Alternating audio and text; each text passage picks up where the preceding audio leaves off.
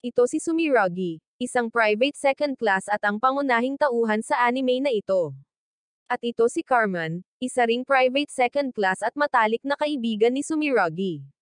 Nasa kalagitnaan ng pagpapakilala si Carmen nang bunutin ni Sumiragi ang kanyang espada at sinugod siya para umatake.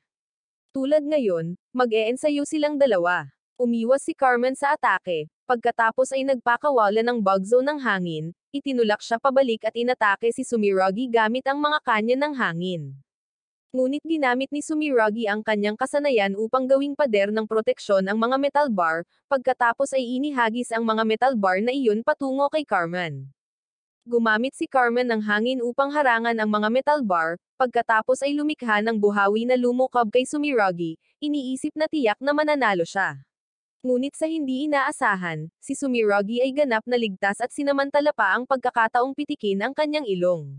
Bigla, nagpakita ang isang abiso na nagsasabing malapit nang magsimula ang seremonya ng induction ng militar, bilisin mo. Ipinagmalaki ni Carmen sa lahat ng nasa kalye na ngayon ay sasali siya sa Scarlet Guardian. Iniulat din sa balita na ang seremonya ng induction ng Monster Extermination Squad ay magaganap sa susunod na araw.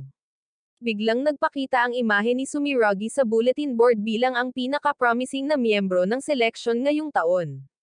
Si Sumiragi ay anak ni Chairman Joey at nakababatang kapatid ni Kido, ang ministro ng Monster Extermination Squad. May mga sabi-sabi na medyo mababa ang compatibility ng brain power ni Sumiragi at naiintindihan ito ni Sumiragi. Kaya hinikayat siya ni Carmen na mula ngayon ay pareho na silang sundalo ng Monster Extermination, kaya huwag na lang pansinin ang mga sabi-sabing iyon. Biglang nagpakita ang isang babala ng halimaw. Hindi inaasahan, dumating sila para manggulo sa masayang araw na ito. Natukoy ng mga kamera ang mga halimaw at naharangan sila ng pader. Isang lalaki ang nagtungo sa kanyang mga kasamahan sa koponan at sa isang galaw lang ay dinurog niya ang halimaw at naging magagandang talulot ng cherry blossom.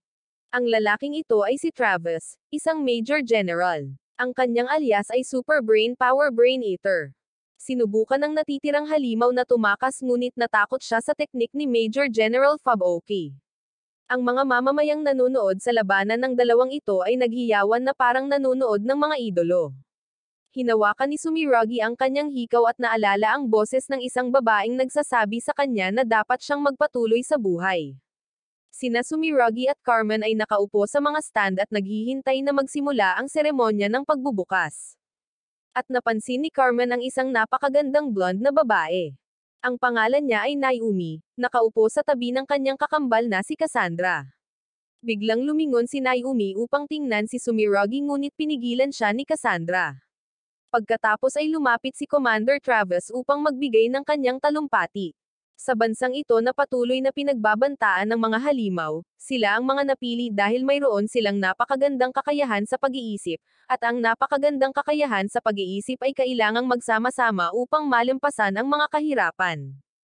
Sa kasalukuyan, ang alam lamang nila ay ang mga halimaw ay nagmumula sa hangganang rehiyon ng stratosphere nang walang karagdagang impormasyon. Sa makatuwid, ang mga may kakayahang harapin ang mga halimaw ang mahalagang pundasyon ng depensa. Mula sa sandaling ito, lahat sila ay magiging mga sundalong naglilipol ng halimaw, mga miyembro ng Scarlet Guardian. Pagkatapos ay nakatanggap ang lahat ng isang sertipiko na may pangalan nila. Pagkatapos ng talumpating iyon, sina Carmen at Sumiragi ay nagkape at nag-usap. Tinanong ni Carmen si Sumiragi kung ilang taon na siya nang iligtas siya ng taong iyon. Naalala ni Sumiragi na malamang ay nasa mga 5 taong gulang ito. Biglang sinabi ni Carmen na natagpuan na niya ito at inakala ni Sumiragi na natagpuan na niya ang pagkakakilanlan ng babaeng nagligtas sa kanya. Ngunit lumabas na naghahanap pala si Carmen ng impormasyon tungkol sa babaeng blonde kanina. Si Naomi ang panganay na anak na babae ng prestihiyosong pamilyang Randall. Natuklasan ni Carmen na noong bata pa si Cassandra, pinaslang ng mga halimaw ang mga magulang nito.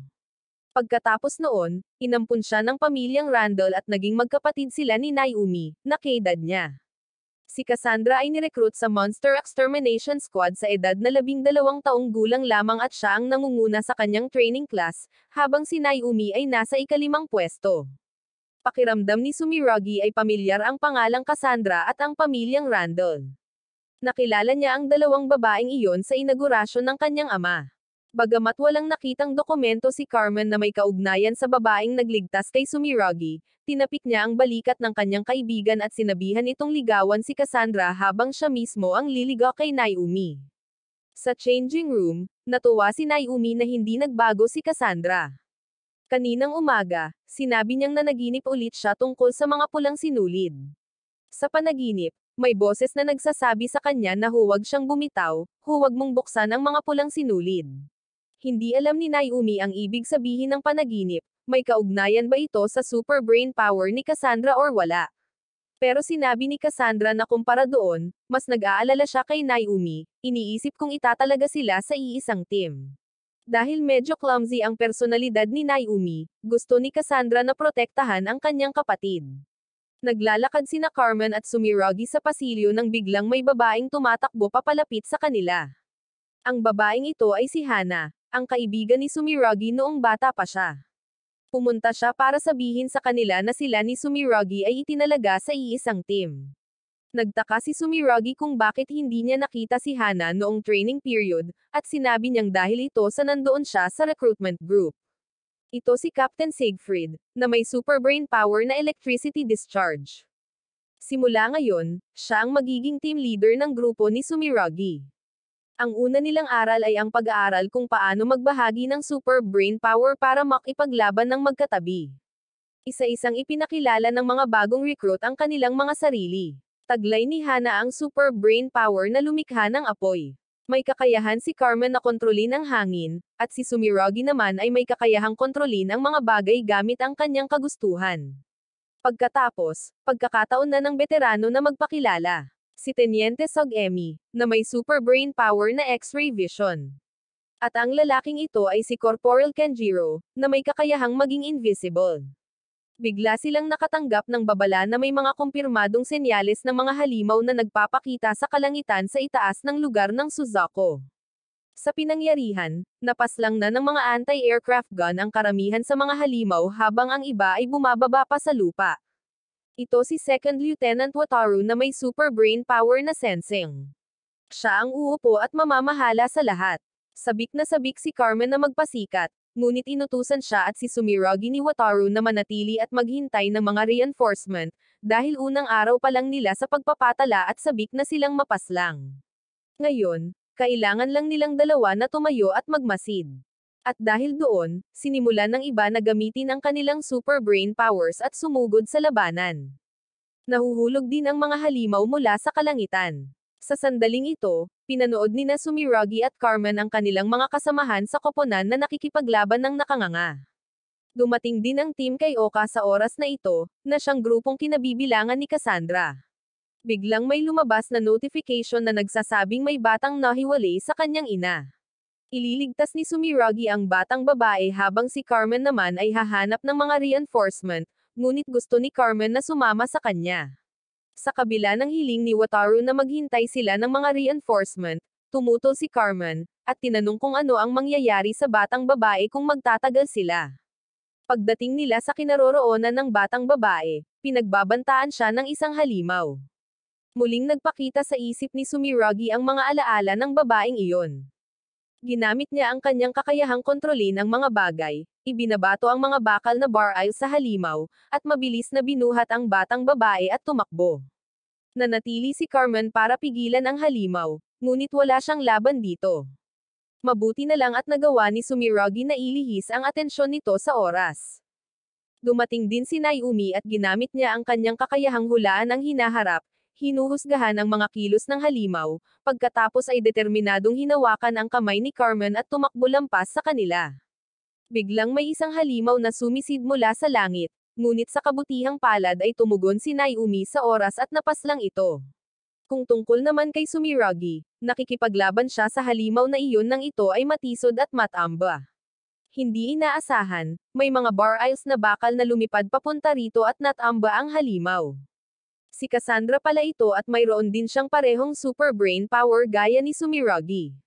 Sa tulong ni Cassandra, matagumpay na nakontrol ni Sumiragi ang napakabigat na bar-aisles na bakal upang durugan at tapusin ang halimaw. Bigla, Nakita ni Sumiragi na ang figure ng babae ay halos kapareho ng taong nagligtas sa kanya. Sa sandaling ito, bumalik na rin sina Naomi at Carmen. Dumating ang mga drone upang kunan ng pelikula ang tagumpay ni Sumiragi, at ang babae na may super brain power na bilis, si Kapitan Archie, ay biglang tumakbo at sinabing, dito na magtatapos ang panayam.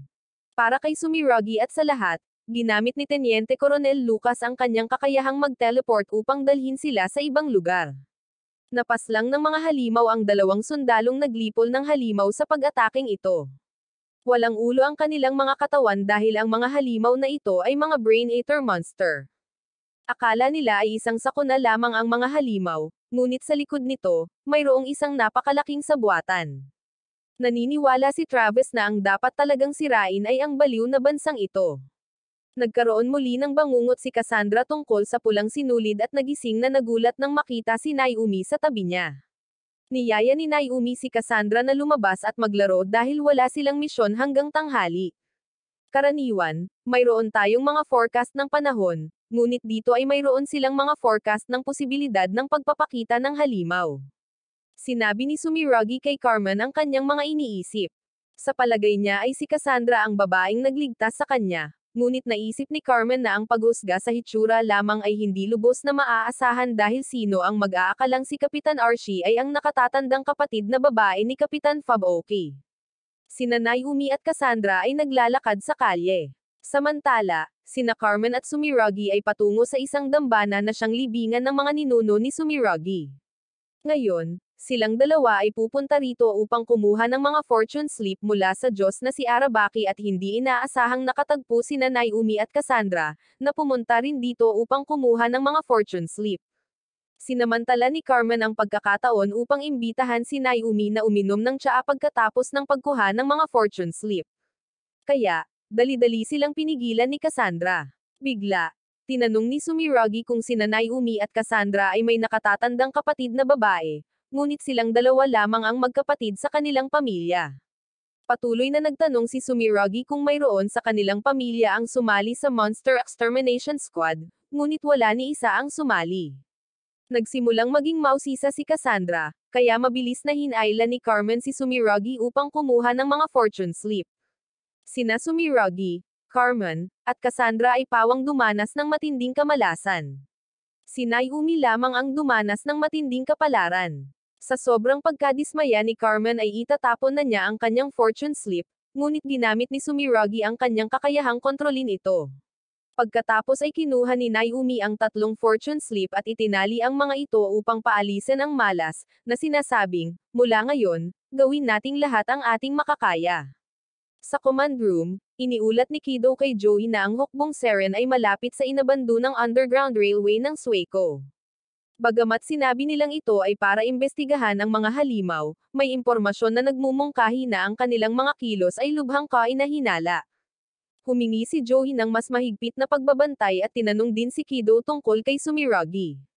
Sinabi ni Kido na simula nang magpatala si Sumiragi ay hindi pa siya nagkaroon ng pagkakataong makausap ito, ngunit hindi rin niya maaaring bigyan ng espesyal na pagtrato ang lalaki. Tila nag-rewind sa dati ang isip ni Sumiragi at bigla niyang napagtanto na nasa isang larangan ng digmaan siya, hindi sa dambana.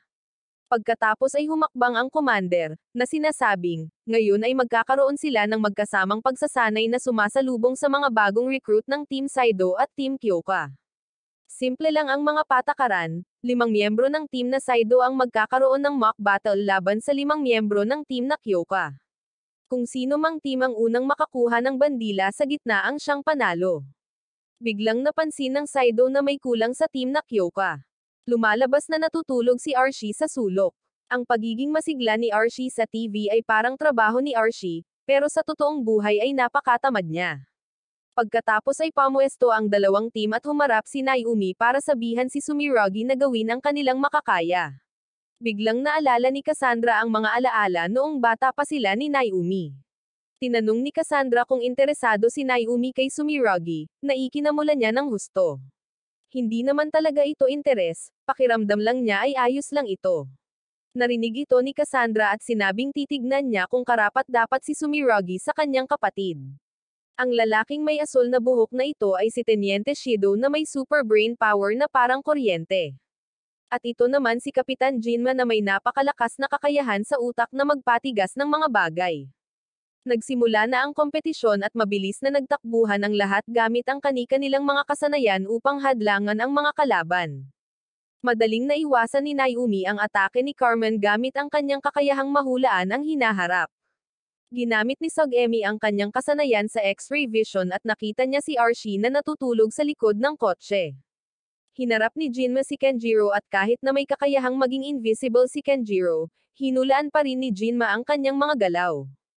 Hinarap ni Hana si Shido at hinarap ni Sumiragi si Cassandra.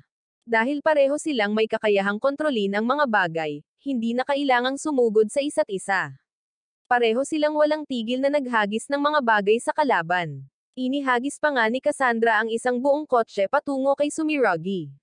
Biglang tumigil ang kompetisyon at nanalo ang Team Siegfried. Tumigil din ang simulated battlefield at bumalik sila sa totoong mundo. Pinuri ni Cassandra si Sumiragi, ngunit sinabing kailangan pa niyang mag-obserba pa upang makita kung karapat-dapat ba ito sa kanyang kapatid. Hindi inaasahang nakatanggap si Sumiragi ng mensahe mula sa kanyang ama. Binati siya ng kanyang ama sa pagpapatala, kahit na noon pa man ay tutol na siya rito. Ngunit huwag kang masaktan, kung ikaw ay naging miyembro ng Monster Extermination Squad, patunay ito na kaya mong harapin ang mga bagay-bagay ng mag-isa. At sa pagkakataong ito, nais niyang sabihin dito ang tungkol sa mga bagay-bagay tungkol sa pamilya at tungkol sa kanyang yumaong ina. Sabi niya, sa susunod, sumama ka na lang sa pagkain kasama si Kido at makikipag-ugnayan siya sa kanya mamaya. Bigla silang nakatanggap ng abiso na may nagpakita na mga halimaw, ang lokasyon ay kung saan naroon ang hukbo ng Seren. Maaaring maapektuhan ang mga tungkulin ng komunikasyon at ang lahat ay nakasalalay sa espiritual na pandama sa halip na gamitin ang utak upang makipag-usap. Kaya sana, ang mga tungkulin ng komunikasyon ay mapanatili sa mabuting kondisyon. Pagkatapos ay sumugod ang dalawang koponan sa larangan ng digmaan at habang gumagalaw, nagpakita ang mga halimaw. Lahat sila ay nagbagong anyo at nilabanan ang mga halimaw. Natigil ang komunikasyon, kaya hindi na ipaalam ni Wataru sa lahat ng tao rito, mas maraming halimaw ang nagpakita mula sa kisame at kinailangan nilang pansamantalang umatras. Ang grupo ni Sumiragi ay muling nakipag-ugnayan sa grupo ni Naomi. Nawalan na sila ng kontak sa dalawang commander, ngunit ang mga halimaw na nasa ganitong antas ay tiyak na hindi makakaabala sa dalawang iyon. Biglang may nakitang mga halimaw na tumutungo pababa mula sa itaas, dahilan para gumuho ang kisame ng tunnel at naghiwalay kina Sumiragi at Cassandra mula sa iba. Nagtulungan sina Sumiragi at Cassandra ng maayos at matagumpay na natalo ang halimaw, at nagmadali ang dalawa upang hanapin ang iba. Tinamaan sina Sogemi at Jinma ng mga nahuhulog na bato, ngunit hindi sila nasaktan. Ginamit ni Sogemi ang kanyang X-ray vision skill at natagpuan sina Carmen at Naomi na nakulong sa likod ng malaking bato. Nagawa ni Carmen na kontaken si Sumiragi, ngunit biglang maraming halimaw ang nagmamadali patungo sa kanilang lokasyon. Sinuntok ni Jinma ang malaking bato, ngunit hindi ito natinag. Sinubukan ni Sumiragi at Cassandra na gamitin ang kanilang mga control skill, ngunit wala rin silang nagawa. Bigla, iminungkahi ni Cassandra na gamitin nila ang SAS Link Connection, na isang super brain power connection. Matagumpay nilang pinag-ugnay ang kanilang mga kapangyarihan upang itulak ang malaking bato at iligtas ang dalawa bago pa man sila atakihin ng mga halimaw. Tumatakbo si Cassandra patungo sa kanyang kapatid nang makita ni Naomi na aatakihin ang kanyang nakababatang kapatid. Sumugod siya upang itulak si Cassandra, at kahit na nailigtas niya ang kanyang kapatid, sa kasamaang palad ay tinamaan si Naomi ng bala ng sniper na iyon. Butas ang katawan ni Naomi at unti-unting naglaho ang kanyang kamalayan. Nagpakita ang mga pulang disenyo sa buong katawan niya at patuloy na tumubo ang mga sibol na yelo mula sa kanya. Matapos mamilipit sa sakit, si Naomi ay naging isang halimaw na hugis bahay. Hindi makapaniwala si Cassandra na nangyari ito sa kanyang kapatid at patuloy niyang tinawag ang kanyang kapatid at nat-ambush siya ng halimaw na iyon, na pagkatapos ay sumugod patungo sa iba upang umatake. Walang epekto ang mga bala ni Sogemi at mga suntok ni Jinma dito. Nakahiga si Cassandra sa lupa, inaanod sa panaginip na iyon tungkol sa sinulid. Huwag mong bitawan ang pulang sinulid, isang pulang mundong hinihigop paitaas sa langit. Nanginginig na nakaupo si Carmen sa takot, hindi makagalaw, habang sina Jinma at Sogemi ay natambarin ng halimaw na iyon. Pagkatapos ay tumakbo ang halimaw patungo kay Carmen, at mabilis na sumugod si Sumiragi upang protektahan ang kanyang kaibigan. Ang halimaw na iyon ay si Naomi at nang makita ni Cassandra ang kanyang kapatid na inaatake ni Sumiragi, tumakbo siya upang pigilan ito. Lumaban pa siya laban kay Sumiragi, determinadong protektahan ang kanyang kapatid. Bigla, maraming tao ang nag-teleport papasok at inilipat ang halimaw na iyon palayo sa ibang lugar. Hinabol sila ni Cassandra ngunit pinigilan siya ni Jinma, at hindi pa rin maintindihan ni Carmen ang nangyayari kay Naomi. Dumating din si Brigade Commander Fabuoki ng oras na ito upang tingnan sila. Alam din niya ang sitwasyon ni Naomi at hiniling sa lahat ng nandito na huwag sabihin ang bagay na ito sa mga tagalabas. Ire-report nila na nasawi si Naomi sa labanan. Makikipagtalo sana si Cassandra, ngunit sumang-ayon si Jinma kay Fabuoki. Ito ay utos mula sa Brigade Commander, kaya responsibilidad nilang sundin ito. Malapit nang tumakbo si Cassandra, ngunit nag-teleport si Travis para harangan siya. Paano niya nagawang kumilos ng mag-isa habang may operasyon? Hindi natatakot si Cassandra sa kahit sino sa puntong ito at inatake pa niya si Travis at natambo siya sa lupa. Pagbalik sa headquarters, hindi pa rin sila makapaniwala na may isang taong kasing lakas at kasing bait ni Naomi ang nakaranas nito. Hanggat nananatili sila sa extermination force, magpapatuloy ang ganitong mga pamamaalam. Pagkatapos ay pumunta si Fabuoki upang iulat ang sitwasyon kay Kido, na labis na nalungkot na ang isang pangunahing miyembro ng puwersa ng pagpuksa ay nauwi sa ganito. At sa grupo ni Sumiragi, lalo na, tiniyak sa kanya ni Fabuoki na hindi ito lalabas. Muling na naginip si Cassandra tungkol sa panaginip na iyon at nagising nagulat, ngunit wala na rito ang kanyang kapatid. Bigla, nakatanggap si Cassandra ng mensahe mula sa kanyang ina na nakatanggap ng balita na nasawi si Naomi sa labanan. Sinisi niya si Cassandra sa hindi niya kayang protektahan ang kanyang minamahal na anak na babae. Mula ngayon, puputulan na nila ang pakikipag-ugnayan kay Cassandra kaya lubos na nalungkot si Cassandra sa puntong ito. Magre-report na sana siya nang makatagpo niya si Travis sa pasilyo. Ipinaalam sa kanya ni Travis na ang mga kumuha kay Naomi ay ang Seren. Para maging tao siya, kailangan niya itong ipagkatiwala sa kanila. Hindi nila tatapusin si Naomi, kung ibabalik nila si Naomi ngayon, ituturing din siyang isang halimaw at aalisin. Kaya naman kailangan nilang ilihim ito, kung hindi, hindi lamang ang buhay ni Naomi, kundi pati na rin ang pag-iral ni Cassandra ay hindi magagarantiyahan. Binalaan din siya ni Travis na huwag magtiwala sa himuka. Mag-isang nagsasanay si Sumiragi sa training room ng mga oras na ito at naalala niya ang ekspresyon ni Carmen at ang sitwasyon ni Naomi noon. At nang lumingon siya, naroon na si Cassandra. Gustong kausapin ni Cassandra si Sumiragi tungkol sa sinabi ni Travis noon. Naniniwala si Cassandra na may itinatago ang extermination force. Bigla, sinabi ni Sumiragi na mayroon siyang ipapakita kay Cassandra. Inilabas niya ang Arabaki fortune slip, na nagpakunot ng noo nito, ngunit ang gusto niyang ipakita ay nasa loob. May napulot siyang nakita niya sa pinangyarihan kanina at tinawag ito ni Cassandra na isang ampol. Akala niya ay isang uri ng gamot ito, at may logo ito ng Seren City. Naalala rin ni Cassandra na nakita niya ito sa bahay nito. Sa ngayon, maituturing na itong isang palatandaan, ngunit itatago nila ang sikreto na ito.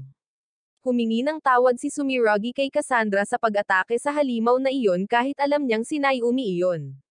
Ngunit sinabihan siya ni Cassandra na tumigil sa pagsasalita, ibabalik niya ang kanyang kapatid. Bagamat hindi niya sinusubukang magpanggap na cool, gusto rin ni Sumiragi na ibalik si Naomi. Kung tungkol naman kay Carmen, simula nang dalhin siya sa ospital, hindi na siya makontak ni Sumiragi. Bilang anak ng isang prestihiyosong pamilya, espesyal ang pakikitungo kay Sumiragi saan man siya magpunta, si Carmen lang ang natural na pumupunta para makipag-usap sa kanya. Dahil sa kanya, nakarating si Sumiragi sa puntong ito. Kakabalik lang nila sa headquarters nang dumating si Commander Shido para tingnan ang kalusugan ni Cassandra. Umaasa si Shido na hindi masyadong ipipilit ni Cassandra ang sarili. Hindi dahil nag-aalala siya sa kanya, kundi dahil kung may lalaban ng labis sa larangan ng digmaan, maaaring ilagay nila sa panganib ang kanilang mga kasamahan sa koponan. Hindi siya nag-iisa at may mga kasamahan pa rin siya sa kanyang tabi. Nakaupo si Wataru nang biglang magpakita ang screen ng babala sa pag-atake ng halimaw. Agad na tinawag ni Travis ang lahat ng extermination forces. Isang hindi pa naganap na scale alert ang nahulaan at sila ang inatas ang lipulin ng mga ito. Nakabantay ang Team Saido nang tumakbo si Carmen. Nakalabas na siya at maaari nang bumalik sa larangan ng digmaan. Tinanong ni Sumiragi kung talagang ayos lang si Carmen at sinabi niyang maayos na siya at halos gumaling na ang kanyang mga sugat. Tungkol naman kay Naomi, medyo ikinagulat niya ang pagkasawi nito sa labanan, ngunit hindi niya maaaring manatiling nalulumbay magpakailanman. Labis na nagulat si Sumiragi nang marinig ito. Sinabi niya kay Carmen na buhay pa si Naomi at ginawang halimaw, ngunit hindi maintindihan ni Carmen ang kanyang sinasabi. Mula ngayon, ipagpapatuloy nila ang pakikipaglaban sa mga halimaw para sa himukha. Hindi maintindihan ni Sumiragi kung ano ang problema kay Carmen. Naglalakad si Cassandra nang bigla niyang maisip ang panaginip na iyon na nagpapakita sa harap niya. Malapit na sila sa hinulaang lokasyon, ngunit medyo tahimik at walang mga halimaw, ibang-iba sa hula. Biglang nawala ng komunikasyon si Wataru sa lahat. Natigilan ang signal at sinabi ni Sugemi na napapaligiran sila, ngunit nang tumangala sila, mga puwersa ng paglipol iyon, ngunit walang ibang pangkat ang inutusang pumunta rito.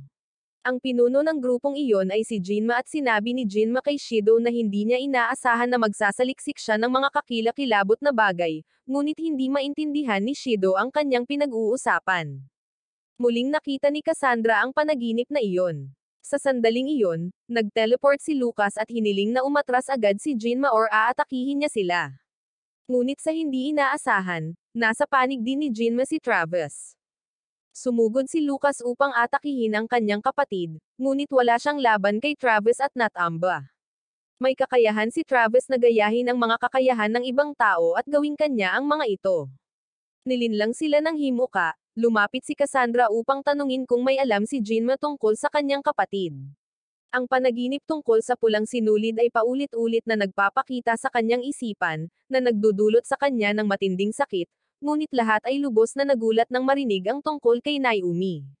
Habang nagsasalita si Cassandra, lalo pang napahawak si Carmen sa kanyang ulo sa matinding sakit.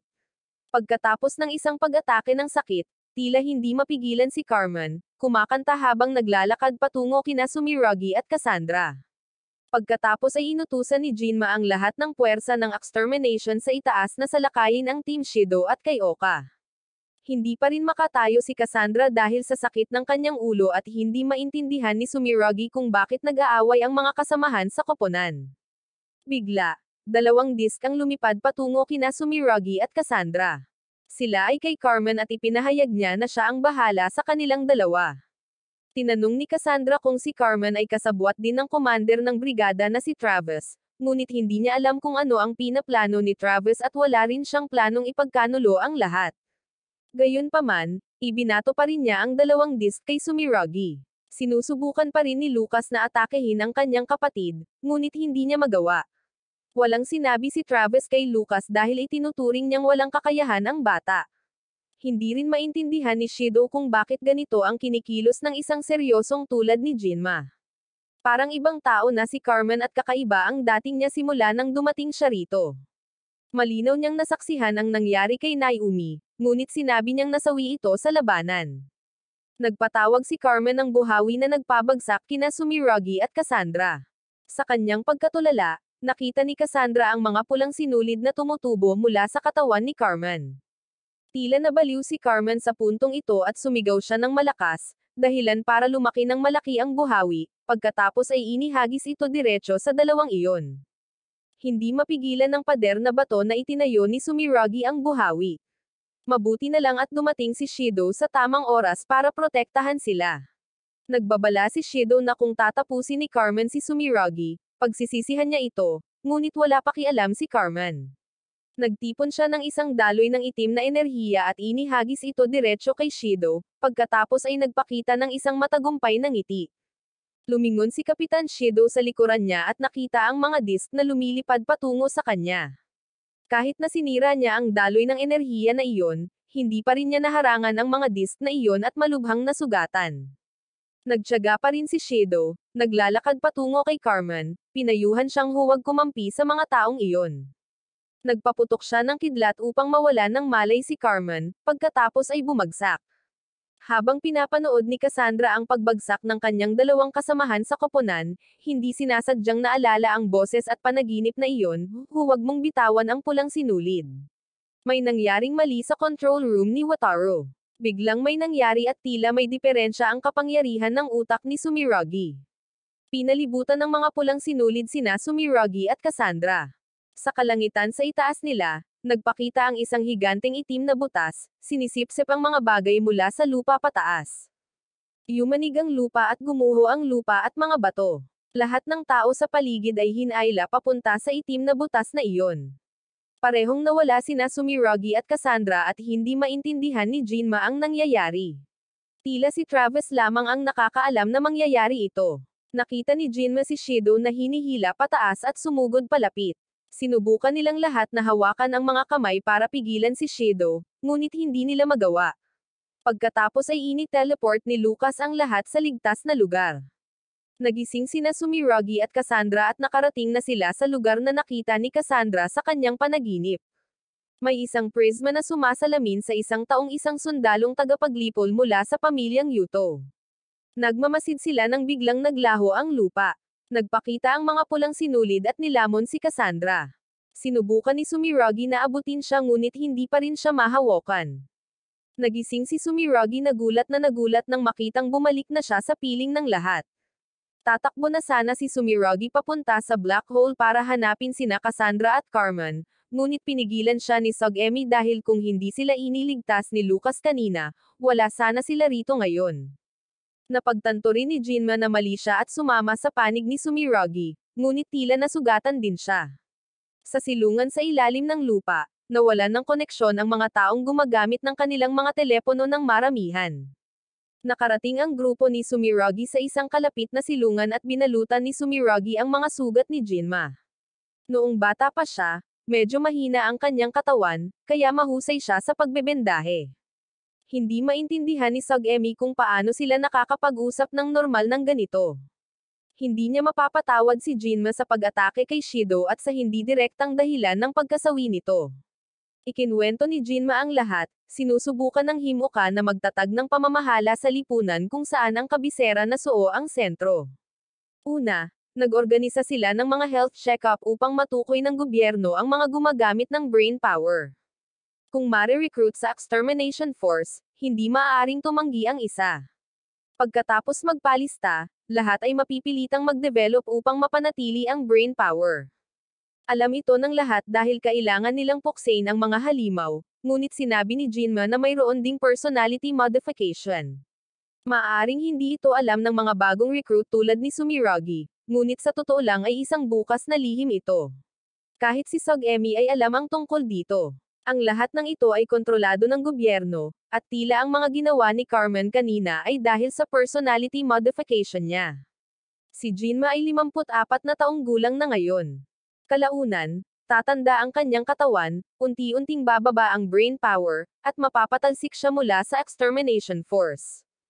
Bago iyon, gusto niyang malaman ang katotohanan. Napaniwala si Jinma ni Travis na si Shido ay sangkot sa pananaliksik sa personality modification. Hindi niya maintindihan kung bakit hindi niya pinagkakatiwalaan si Shido, ngunit ngayon, huli na ang lahat. Ngunit hindi tinutulan ng commander ng brigada na si Travis ang mga pamamaraan ng bagong pamahalaang Himuka at tila alam na niya ang nangyari kanina, na nagpapatunay na mayroon siyang pakana sa likod ng lahat ng ito. Sa itaas ng lungsod, biglang nawala ang babala, kahit na maraming halimaw ang sumasalakay sa gitnang Suo. Inutusan ni Kido ang kanyang mga nasasakupan na mabilis na lipulin ang mga halimaw, ngunit hindi gumagana ang sistema ng depensa. Kahit ang aparatong parang telepono na tinatawag na Signet ay sira rin at hindi nila makontak ang konseho. Nakatayo si Fabuoki sa mataas na lugar habang nakatingin sa mga halimaw, hindi maintindihan kung bakit gagawin ito ni Travis. Bumulong si Travis na babawiin niya ito. Sa pagkakataong ito, tiyak na magtatagumpay siya. Pagbalik kay Cassandra, narinig niya si Kayuka na tinatawag ang kanyang pangalan at nagising. Nasa isang lugar sila na parang kagubatan. Sa likuran nila ay ang Kund Highway sa ilalim ng madilim na pulang kalangitan na parang apokalipso. Walang nakakaalam kung ano ang nangyayari at sa isang lugar, isang taong mukhang samurai ang nakaupo at naghihintay sa pagdating ni Cassandra. Ang eksena sa lupa ay labis na magulo at ang mga miyembro ng Extermination Force ay nakipaglaban ng husto laban sa mga halimaw. Sa di malamang dahilan, nawalan ng pokus si Sumiragi, natulala sa gitna ng larangan ng digmaan at nilapitan ng isang halimaw. Mabuti na lang at dumating si Hana para protektahan siya. Hindi maintindihan ni Sumiragi kung paano naging ganito ang mga bagay-bagay. Sinubukan nilang kontaken si Wataru ngunit nabigo dahil tuluyang bumagsak ang Signate Network. Gumamit si Wataru ng one-way telepathy upang magpadala ng mensahe kay Sumiragi. Hindi malinaw ang dahilan, ngunit ang makinarya ng Arahabaki na kumokontrol sa buong kabisera ng Suo ay bumagsak. Dahil dito, tumigil ang sistema ng depensa, kaya dumagsa ang mga halimaw sa lungsod. Susubukan ni Wataru na maghanap ng paraan upang maibalik ang Signet. Bigla, nakita ni Wataru ang mga tropa ng Hukbong Seren, na nangangahulugang napapalibutan ang punong himpilan. Tila gusto nila ng isang coup at nakita si Wataru ng isang sundalo, kaya kinailangan niyang magpaalam. Ang coup na ito ay tila may kaugnayan kay Travis. Hindi makapaniwala si Jinma na aabot siya sa ganito kalayo, ngunit kung nagpaplano si Travis ng isang coup, nangangahulugan ito na nasa panganib ang ama ni Sumiragi. Si Sumiragi ay sumugod ng mag-isa upang lipulin ang mga halimaw.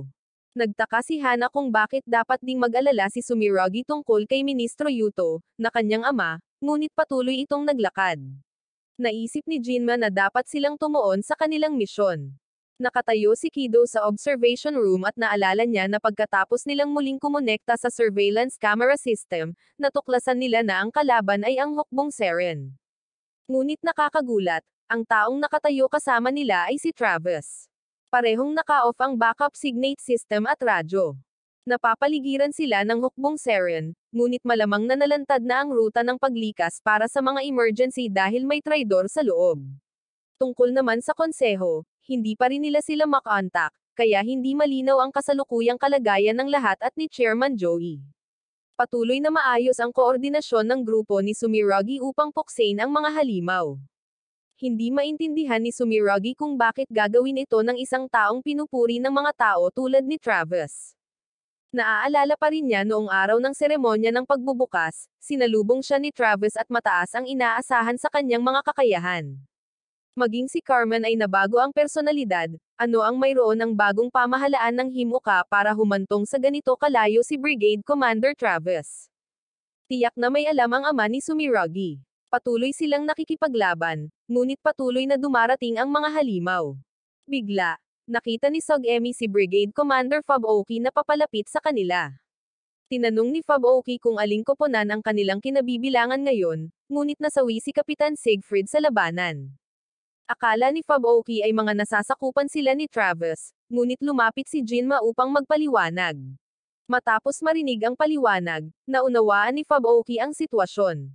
Maliban kay Jinma, lahat ng iba pa rito ay hindi kabilang sa kahit anong koponan, at sa kasalukuyan ay kasama nila si Sumiragi, kaya wala silang komunikasyon kay Travis. Talagang kailangan ng panig ni Faboki ng mga kakampi ngayon, kaya siya ang mamamahala sa mga taong ito. Ang kasalukuyang sitwasyon ay ang Hukbong Seren at isang grupo ng kanilang mga puwersa ay nagsasabuatan upang sakupin ang Suo, at sila ay sinulsalan ni Travis. Sa kasalukuyan, naghiwa-hiwalay sila upang ilikas ang mga sibilyan. Ang gawain ng grupo ni Sumiragi ay beripikahin ang kaligtasan ni Council Chairman Yuto. Dahil nahuli sa paglikas ang chairman ng konseho at ilang miyembro, kasalukuyan silang patungo sa kanlungan.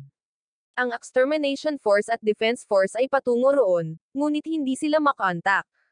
Kung pupunta roon ang grupo ni Sumiragi, mas magiging panatag din ang chairman. Binalaan sila ni Faboki na mag-ingat dahil kahit na makasalubong nila ang Extermination Force, maaaring hindi sila kakampi. Wala pa ring ginagawang hakbang ang Hukbong Seren, maaari bang ang kanilang layunin ay isang pagharang. Bumalik na rin si Lucas sa oras na ito at wala pa rin siyang nakitang impormasyon tungkol kay Travis, at hindi rin alam ang kinaroroonan ng grupo ni Kenjiro at kay Uka. Bigla, muling lumabas ang mga screen sa mga gusali, na nagpapakita kay Travis. Ipinahayag ni Travis, mga bulag na mamamayan ng Himuka na mga talunan na umiwas sa lahat. Pababagsakin niya ang bagong pamahalaan ng Himuka at babaguhin ito.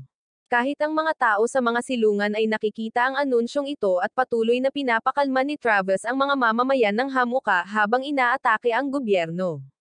Inaangkin niya na minomonitor at pinagsasamantalahan sila ng gobyerno, sino mang gumagawa ng anuman ay minamasdan.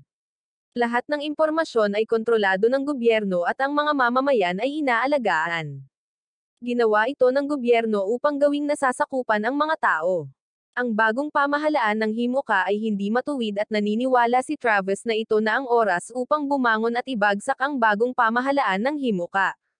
Habang nagsasalita siya, biglang nagpakita ang isang grupo ng mga halimaw sa likod ng grupo ni Sumiragi. Lahat ay mananatili at lalaban sa mga halimaw habang si Sumiragi ay pupunta sa kanyang ama. Hindi sinasadyang naalala ni Sumiragi ang pagtatalo sa pagitan niya at ng kanyang ama noong bata pa siya. Tinutulan siya ng kanyang ama na sumali sa puwersa ng pagpuksa, ngunit determinado si Sumiragi na sumali anuman ang sabihin niya, anuman ang gawin ng gobyerno. Para kay Sumiragi, ang kanyang ama ay kanyang ama pa rin. Matapos labanan ang mga halimaw sa daan, pagod na si Sumiragi ngayon, ngunit pinilit pa rin niya ang kanyang sarili na patuloy na tumakbo. Tungkol naman sa ama ni Sumiragi, nakarating na siya sa silungan, ngunit ang pasukan ng silungan ay natagpuan ng mga halimaw. Mga bangkay na walang ulo ang nakahanay sa daan, inaatake ng mga Brain Eater monster. Naglalakad si Chairman Joey sa silungan nang biglang magpakita ang isang halimaw, ngunit may dumating at pinaslang ang halimaw na iyon. Tumakbo na rin si Sumiragi papunta sa silungan doon at nagulat siya nang makita si Cassandra dito. Ngunit nang makita niya ang kanyang ama na nakasalampak sa pader at ang duguan na kutsilyo sa kamay ni Cassandra, naunawaan niya ang nangyari. Bigla, itinaas ni Cassandra ang kutsilyo at sumugod kay Sumiragi. Nang oras na iyon, nagising si Cassandra at natagpuan ang kanyang sarili at ang lahat sa isang kagubatan na may Kund Highway sa malayong abot tanaw. Walang nakakaalam kung ano ang nangyari, nang mapagtanto nila, ganito na ang mga bagay. Mayroong abnormal na gravity sa paligid ng pabilog na bagay na sumisipsip sa lahat. Sa kasalukuyan, hindi nila makontak ang ibang mga grupo, ngunit naniniwala sila na kung tunay na nagrebelde si Travis, kung gayon ay may nangyari rin sa Soo. Pagkatapos ay bumalik sila sa Soo, naganap na nawasak, at ang funksyon ng komunikasyon ay hindi rin magagamit. Pumasok sila sa isang lugar na mukhang kanilang pasilidad sa pananaliksik, ngunit hindi dapat magkaroon ng pasilidad sa pananaliksik sa Soo. Naisip ni Shido kung ito ba talaga ang Soo. Bigla, nakakita si Cassandra ng isang bagay sa lupa na katulad ng nasa pinangyarihan noong pinaslang si Naomi. Nagtaka siya kung bakit narito ang gamot na iyon. Bigla, nagpakita si Travis at hinawakan ang ulo ni Cassandra, itinaas siya. Ginaya niya ang kanyang brain power at pagkatapos ay nawala. Hinabol siya ni Archie, gamit ang kanyang bilis ng brain power, ngunit nawalan ng direksyon. Kailangan nilang umalis dito upang mapatunayan kung ano ang nangyari sa Soo. Nang kakaalis lang nila sa sirang lugar na iyon, may narinig silang boses ng isang lalaki, nagtatanong kung gusto pa ba nilang lumaban, kahit na paparating na ang apokalipsis.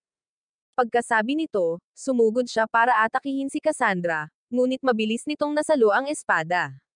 Nagmadali ang iba para umatake, ngunit lahat sila ay natamba. Bigla, napansin ni Cassandra ang Arabaki fortune slip sa lalaking ito. Tinanong niya kung ito ba si Sumiragi. Nakilala rin ng lalaking ito si Cassandra at ang iba pa.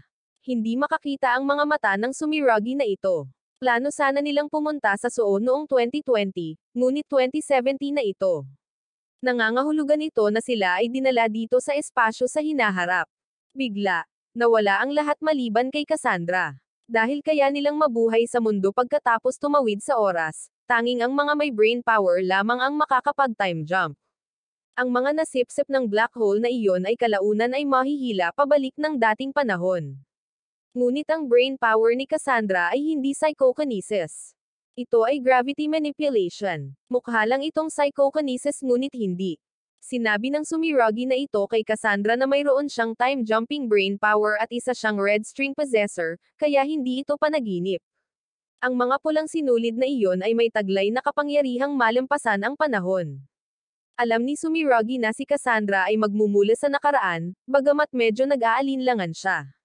Sinabi ni Sumiragi kay Cassandra na matapos magrebelde sina Travis at ang lungsod ng Seren, sinubukan ng Himuka na protektahan ang bansa.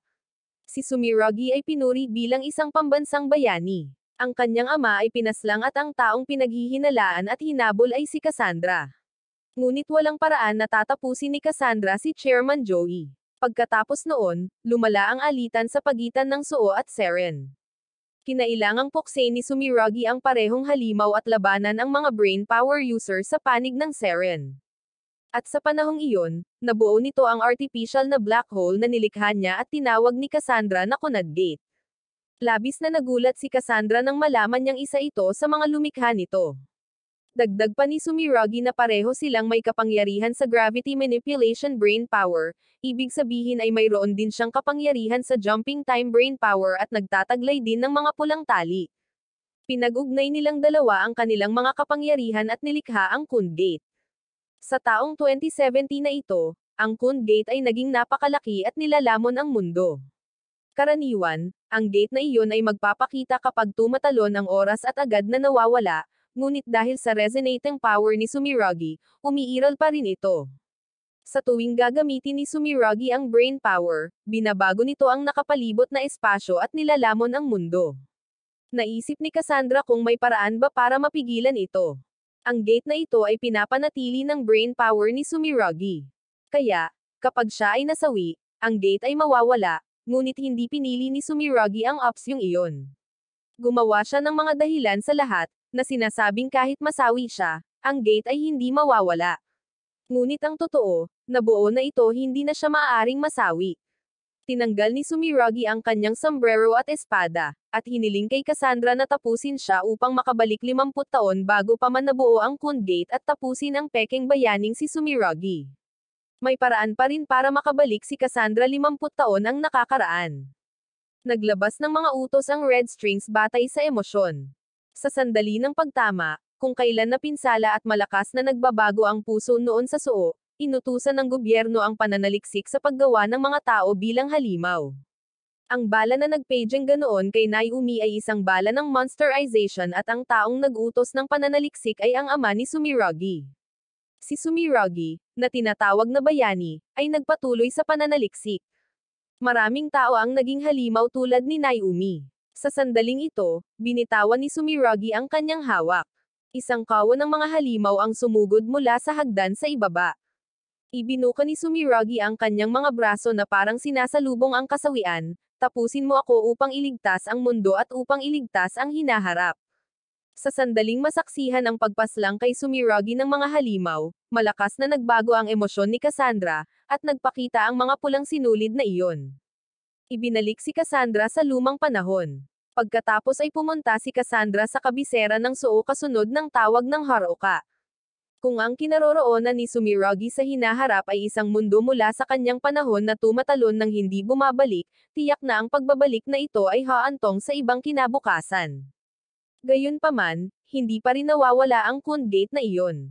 Tumatakbo si Cassandra nang magpakita ang talumpati ni Travis tungkol sa paghihimagsik sa mga gusali. Bigla, nakita ni Cassandra na pinabagsak ni Kenjiro ang isang halimaw.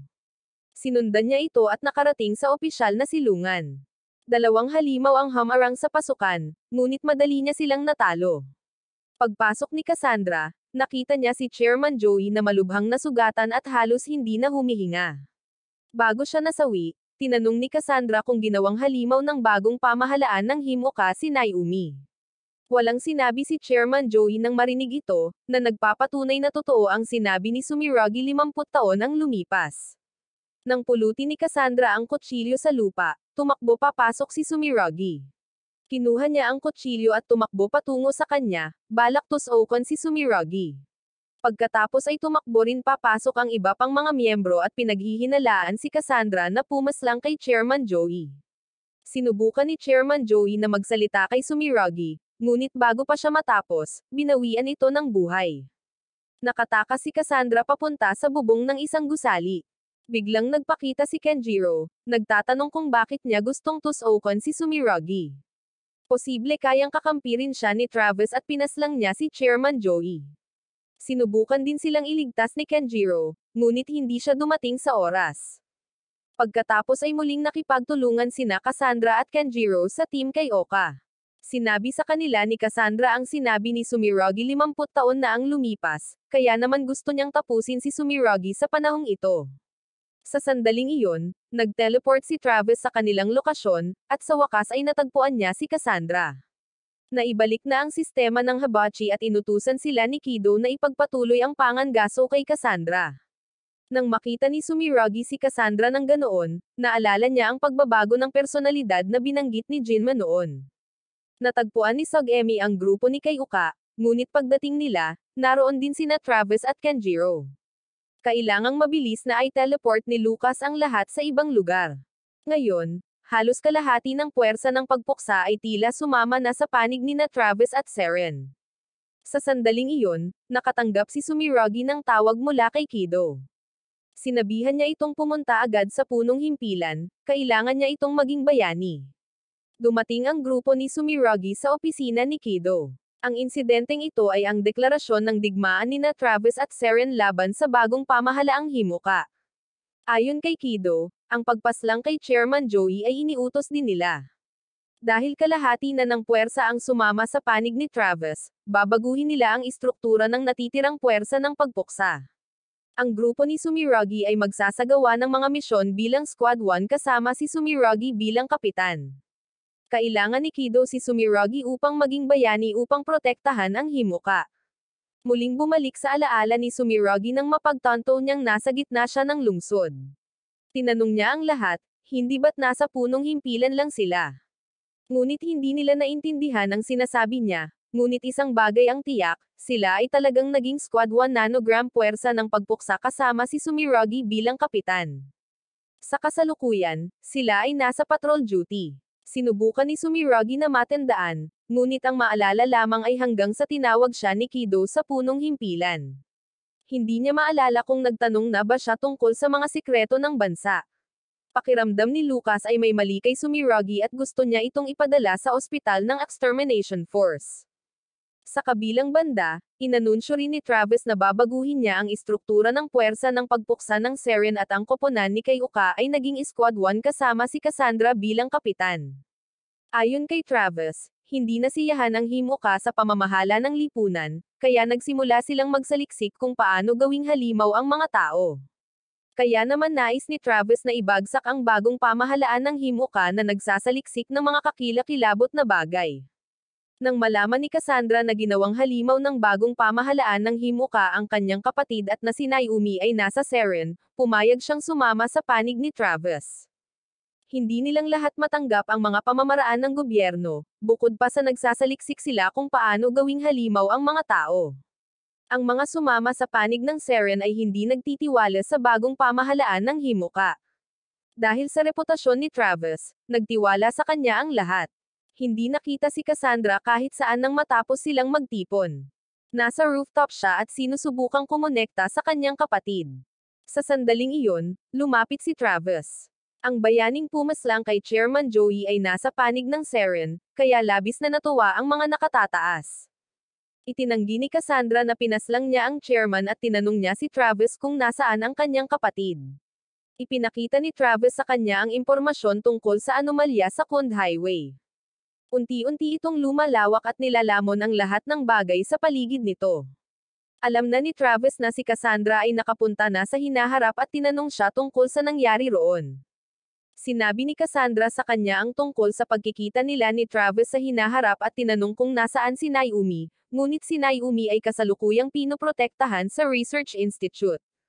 Bawal pumasok ang mga normal na tao at gagamit sana si Cassandra ng puwersa para pagsalitahin si Travis, ngunit tumakbo si Archie para Samabad, sinasabing oras na para pumunta sa misyon.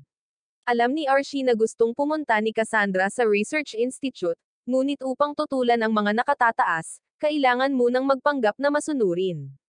Tutulungan ni Archie si Cassandra na maghanap ng impormasyon tungkol kay Naomi, ngunit sa ngayon, masunurin na lang natapusin ang misyon. Tungkol naman kay Sumiragi, nakarating na siya sa ospital para sa pagsusuri, Ngunit ang resulta ay walang ipinakitang abnormal, labis na stress lamang at makakatulong ang pag-inom ng gamot.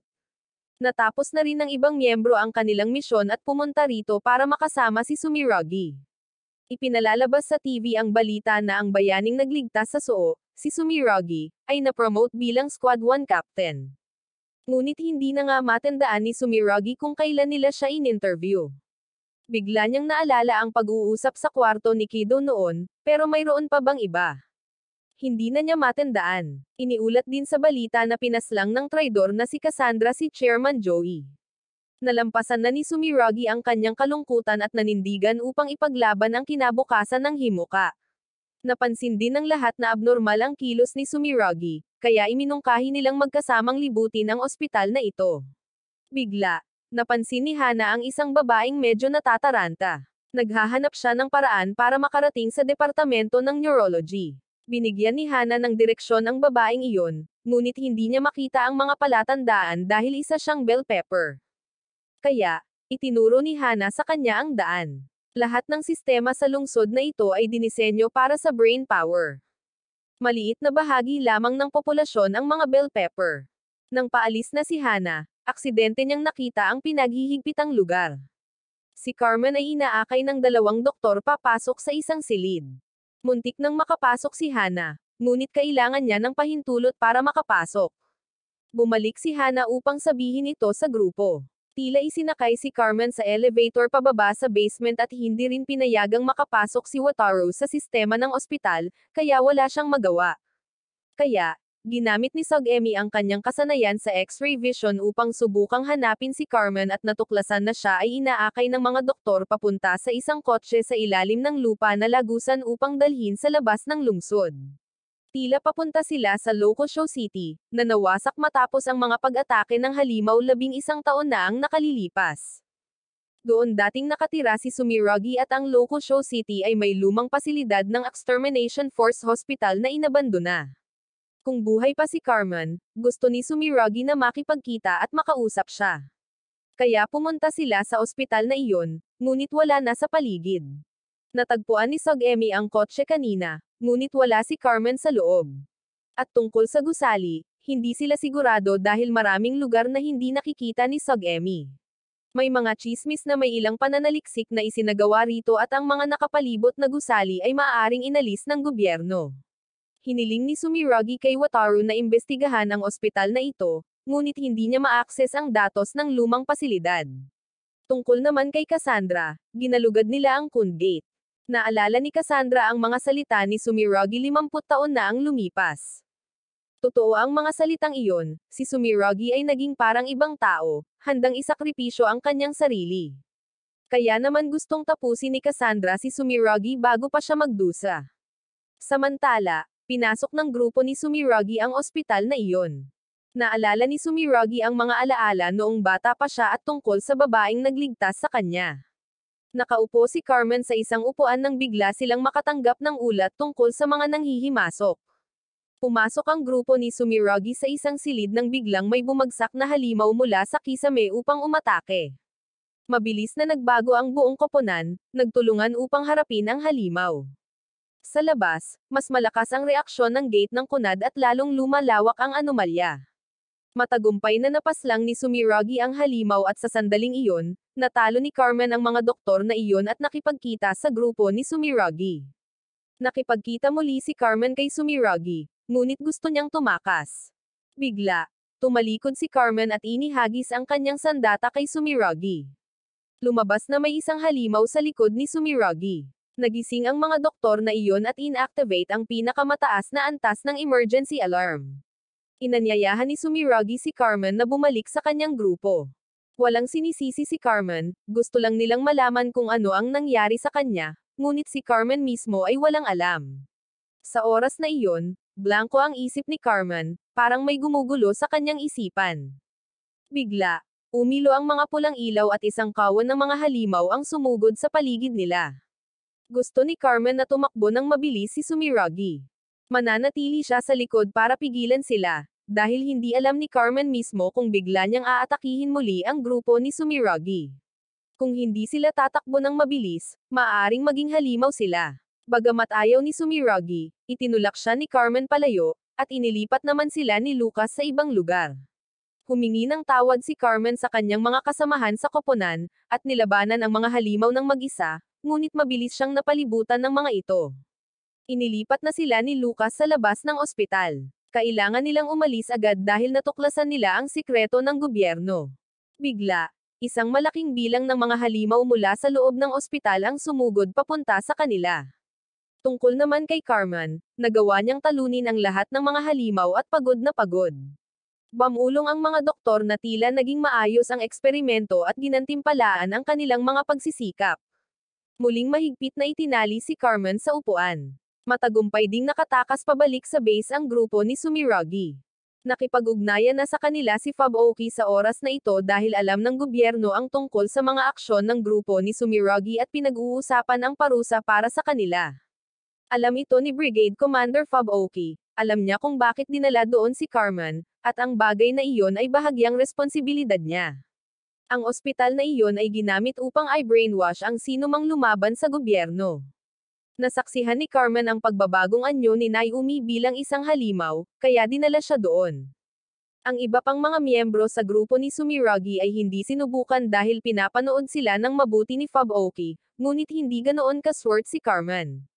Labis na nagulat sina Hana at Lucas nang malaman na ginawang halimaw si Naomi. Ang ospital na iyon ang pasilidad ng pananaliksik ng bagong pamahalaan ng Himuka para sa pag-eeksperimento sa brain power. Inayos nila ang utak upang lumikha ng mas malaking kapangyarihan at ang resulta ay dalawang side effect. Ang isa ay pagbabago ng personalidad at ang isa naman ay monsterization. Kapag nalantad sa mga espesyalisadong sangkap, sila ay magiging mga halimaw. Anumang nilalang na may utak ay magiging halimaw, nangangahulugan ito na ang nagpejeng halimaw kay Naomi ay ang gobyerno. Alam ito ni Brigade Commander Fubuoka ngunit hindi siya kumilos dahil naninindigan siya sa sistema. Siya ang asong nasa kandanggan ng gobyerno at alam din ito ni Lucas. Kung gusto nilang malaman, maaari nila siyang tanungin. Sinabi sa kanila ni Lucas at noong unang panahon, may kasintahan si Fubuoka na nagngangalang Alicia. Anak siya ng dating direktor ng Extermination Force Hospital. Kaya, fiancé din siya ni Brigade Commander Fubuoka ng Spring Pharmaceuticals.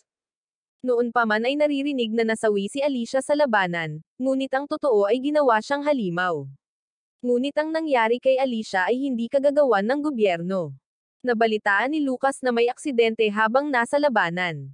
Sinimulan ni Travis at Fubuoka na imbestigahan ang sanhi at natuklasan nila na nag-eeksperimento ang Himuka sa pagbabago ng personalidad, monsterization, at surveillance system sa buong lungsod.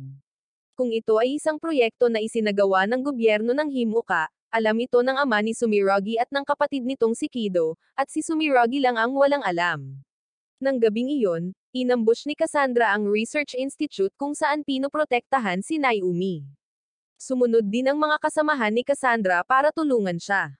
Magsasalita na sana si Shido ngunit paulit-ulit siyang naputol, na medyo ikinainis niya. Pagkatapos ay pumasok sila sa Research Institute at kailangan ng password ang silid sa harap nila para mabuksan. Walang kapaki-pakinabang na impormasyon si Haruoka, kaya ipinakita ni Archie ang kanyang kakayahan sa pag-hack at nakrak ang password sa loob ng 1 minuto, at matagumpay na nabuksan ang pinto. Hindi mukhang institusyon ng pananaliksik ang lugar na ito, kundi parang pabrika, at may kakaibang amoy. Lumapit si Cassandra at binuksan ang malita sa mesa. Sa loob nito ay ang gamot na natagpuan niya sa pinangyarihan kung saan ginawang halimaw si Naomi. Bukod dito, noong bata pa siya, nakakita na rin si Cassandra ng ganito sa bahay. Patuloy na sinasamantala ni Archie ang mga kahinaan sa seguridad upang maghanap ng impormasyon. Ang isang hacker na tulad nito ay tunay na isang taong ayaw harapin ni Newman. Bigla, may nakita si Archie, isang utak. May isang matang nagmamasid sa kanila at nagpaputok ito ng bola patungo sa grupo ni Cassandra. Nagpakita ang isang halimaw na may isang mata, at pinaputukan sila, ngunit madaling nakaiwas si Archie. Ginabayan ni Haruoka ang buong grupo na tumakbo patungo sa direksyon ng alas 10. Ginamit ni Kayuka ang kanyang clone upang ilihis ang atensyon ng halimaw, pagkatapos ay nakarating ang buong grupo sa isang kakaibang lugar. Mukhang pinaliit sila rito at pinagmasdan ni Cassandra ang mga painting sa dingding at natuklasan na ang imahe ng halimaw ay ang kanyang kapatid. Tunay ngang narito si Naomi at mabilis na tumakbo si Cassandra upang hanapin ang kanyang kapatid. Bigla, may nagpakita na senyales. Boses iyon ni Naomi na tumatawag kay Cassandra. Nakikipag-usap sila sa utak ni Naomi, ibig sabihin ay malapit lang siya. Natukoy ang tugon ni Naomi, na nasa likod ng pinto sa kanan. Sa kabila ng pagsasabi ni Naomi na huwag nilang buksan ang pinto, binuksan pa rin ito ni Cassandra at pumasok sa silid. Hindi pinansin ni Cassandra ang mga pagtutol ni Naomi, tumakbo palapit at hinawi ang kortina. Si Naomi ay nasa anyong halimaw na ngayon. Kahit ngayon, maswerte na lang si Naomi na malusog pa rin si Cassandra. Tumakbo si Cassandra para yakapin ang kanyang kapatid at humingi ng tawad. Dapat sana siya ang nagpoprotekta sa kanyang kapatid, pagkatapos ay nagtanong si Kayuka tungkol sa kalagayan ni Naomi. Mababait ang mga tao rito, at maayos pa rin ang pakikitungo sa isang halimaw na tulad ni Naomi. Pero dagdag ni Naomi, matapos matanggap ang epekto ng vial na iyon, sobrang sakit. Gusto ni Naomi na umalis agad si Cassandra at huwag nang bumalik dito at kalimutan na siya. Sa sandaling ito, malapit nang mawala ang epekto ng gamot. Agad silang sinabihan ni Naomi na umalis agad, ngunit tumanggi si Cassandra na umalis. Nawalan na ng kontrol si Naomi at inatake si Cassandra. Mabuti na lang at na-teleport siya ni Travis palayo. Pagkatapos ay ipinasok niya ang vial na iyon kay Naomi, na nagpakalma sa halimaw. Sinabi ni Travis sa kanila na napanatili ni Naomi ang malay dahil sa tulong ng gamot na iyon, ngunit pansamantalang solusyon lamang ito. Kaya naman kailangan ni Travis ang brain power ni Cassandra bago pa maging handa ang panig ng Seren. Ay pangako ni Travis na sisiguraduhin ang kaligtasan ni Naomi, ngunit hiniling ni Archie na sagutin ni Travis kung anong mga sangkap ang ginawa ng gamot na itinurok kay Naomi. May binulong si Travis na ikinagulat nila. Tungkol naman kay Sumiragi, ligtas silang nakabalik sa headquarters. Nahikayat ni Fabuoki si Kido, ngunit kung may susunod pa, hindi pa sigurado. Isang sundalo ang nagbigay kay Sumiragi ng isang kahon. Ito ay isang bagay na ipinadala sa kanya ng Extermination Force Hospital. Nasa loob ang gamot na itinurok kay Naomi at si Jinma ang mag-iimbestiga. Tila maayos naman ang memorya ni Sumiragi. Kung may mga problema, gamitin mo na lang ang gamot na iyon. Ngunit pinayuhan siya ni Lucas na huwag itong gamitin hanggat hindi lumalala ang kondisyon. Tila sa lugar na ito kung saan lumihis ang mga miyembro ng Extermination Force patungo sa Seren. Tiningnan ni Sumiragi ang bote ng gamot na hawak niya at biglang naggulo ang kanyang memorya. Pinanood niya ang kanyang mga kasamahan sa koponan na unti-unting lumalayo sa kanya. Wala silang nakitang bakas sa lugar na ito, ngunit kailangan pa ring magpatuloy sa paghahanap dahil ito lamang ang misyong magagawa nila. Naalala ni Sumiragi ang mga salita ni Fabuoki, kumikilos siya upang itama ang mga pagkakamali ng bagong pamahalaan ng Himuka. Sina Fabuoki at Travis ay naging magkakaibigan na may iisang layunin. Habang iniimbestigahan ni Fabuoki ang sanhi ng pagiging halimaw ng kanyang fiancée na si Alicia, natuklasan niya ang kanilang programa sa rehabilitasyon at mga eksperimento. Nagpasya silang dalawa na baguhin ang bansa mula sa loob. Ngunit hindi si Travis ang tipo ng tao na gusto ng mga nakatataas. Kaya tinanggap ni Fabuoki ang mga utos ng mga nakatataas na muling ayusin ang hanay ng Extermination Force. Ngayong nakaalis na si Travis, hindi na kailangang maging aso ng gobyerno si Fabuoki. Babaguhin niya ang bansang ito sa pamamagitan ng ibang pamamaraan kaysa kay Travis. Nagsagawa ang bansang ito ng mga ilegal na eksperimento sa mga tao. Kaya, nais ni Fabuoki na malaman ng mga mamamayan ang tungkol sa maling gawain na iyon. Bagamat ang pagbubunyag ng sikretong ito ay hindi makakabawi sa nakaraan, lilikha ito ng isang mahalagang pagbabago. Gustong tumulong ni Sumiragi at gusto niyang kausapin ang kanyang kapatid na si Kido. Ngunit pinayuhan siya ni Lucas na itigil na ito dahil kahit na sila ay pamilya, si Kido ay isang tao pa rin ng gobyerno. Ngunit ayaw ni Sumiragi na nakatayo lamang at nanunood pagkatapos ng nangyari kina Naomi at Carmen. Pinayuhan ni Fabuoki si Sumiragi na kumilos ng maingat dahil kung ang isang kapitan ay makikialam sa mga pambansang lihim, ang iba pang mga miyembro ay kailangan ding parusahan. Tutulungan ng iba pang mga miyembro si Sumiragi. Pagbalik sa realidad, Natapos na ni Fab-Oki ang pagsasaliksik ng mga bagong hakbang sa seguridad para sa sistema ng komunikasyon. Gusto ni Fab-Oki na personal siyang pumasok sa security area para mag-verify at matagumpay silang pinagkatiwalaan ni Kido na makatanggap ng password. Naglalakad ang grupo ni Sumiragi nang harangin sila ng mga halimaw. Sinubukan ni Sumiragi na gamitin ang brain power ngunit hindi niya magawa. Pinrotektahan siya ni Hana at sinubukan ni Sumiragi na pasalamatan siya, ngunit hindi na malinaw ang kanyang mga salita. Tinulungan ni Hana si Sumiragi na makarating sa isang tagwan. Sa loob ng punong himpilan, nakatanggap sila ng balita na ang Kun Gate ay patuloy pa ring binubuo. Tila may panlabas na pinagmumulan ng kuryente na nakakaapekto dito. Hindi na nakatiis si Sumiragi at nagpas siyang inumin ang gamot na iyon. Biglang bumalik sa normal ang brain power niya at mukhang mas malakas pa siya. Nag-power up si Sumiragi, dahilan para maapektuhan din ang Conad Gate at mag-isa niyang napaslang ang lahat ng halimaw. Nakita ni Sogemi ang dalawang truck sa di kalayuan patungo sa Seren. Tila nagmula ang mga ito sa Tojo, isang lungsod na itinatag ng mga sumasamba sa buwan. Ang lugar na iyon ang bayan ni Kenjiro at nagpakita na ang target na hahanapin. Nang gabing iyon, ang buong grupo ay nag-ambush sa kagubatan, binabantayan ang mga kilos ng dalawang truck na iyon. Ginamit ni Lucas ang kanyang kakayahang mag-teleport upang magmanman. Walang nakitang impormasyon si Wataru tungkol sa gusaling ito. Bigla, may nakitang mapanganib na bagay si Lucas at bumalik. May dala siyang kahon na naglalaman ng isang bagay na napakakakilakilabot tingnan. Pagkatapos ay pumasok ang buong grupo sa gusali. Nakita sila ng isang propesor, kaya tinakpan ni Lucas ang kanyang bibig. Dinagdagan ni Jinma ng isang suntok at siya ay nawalan ng malay. Nakakita si Sogemi ng isang card sa kanya na ginagamit upang magbigay ng daan patungo sa isang silid. Ang silid na ito ay puno ng mga kahon na katulad ng mga ibinalik ni Lucas. Lahat ng mga ito ay utak ng tao at tila pinoproseso nila ang utak ng tao dito. Bigla, may naamoy si Sumiragi na pamilyar. Kasunod nito, nakakita siya ng isang malita na naglalaman ng mga bote ng gamot na ininom niya, na nagpasuka kay Sumiragi. Tumunog ang alarma ng gusali at lumabas na ito ang Research Institute na nagpoprotekta kay Naomi.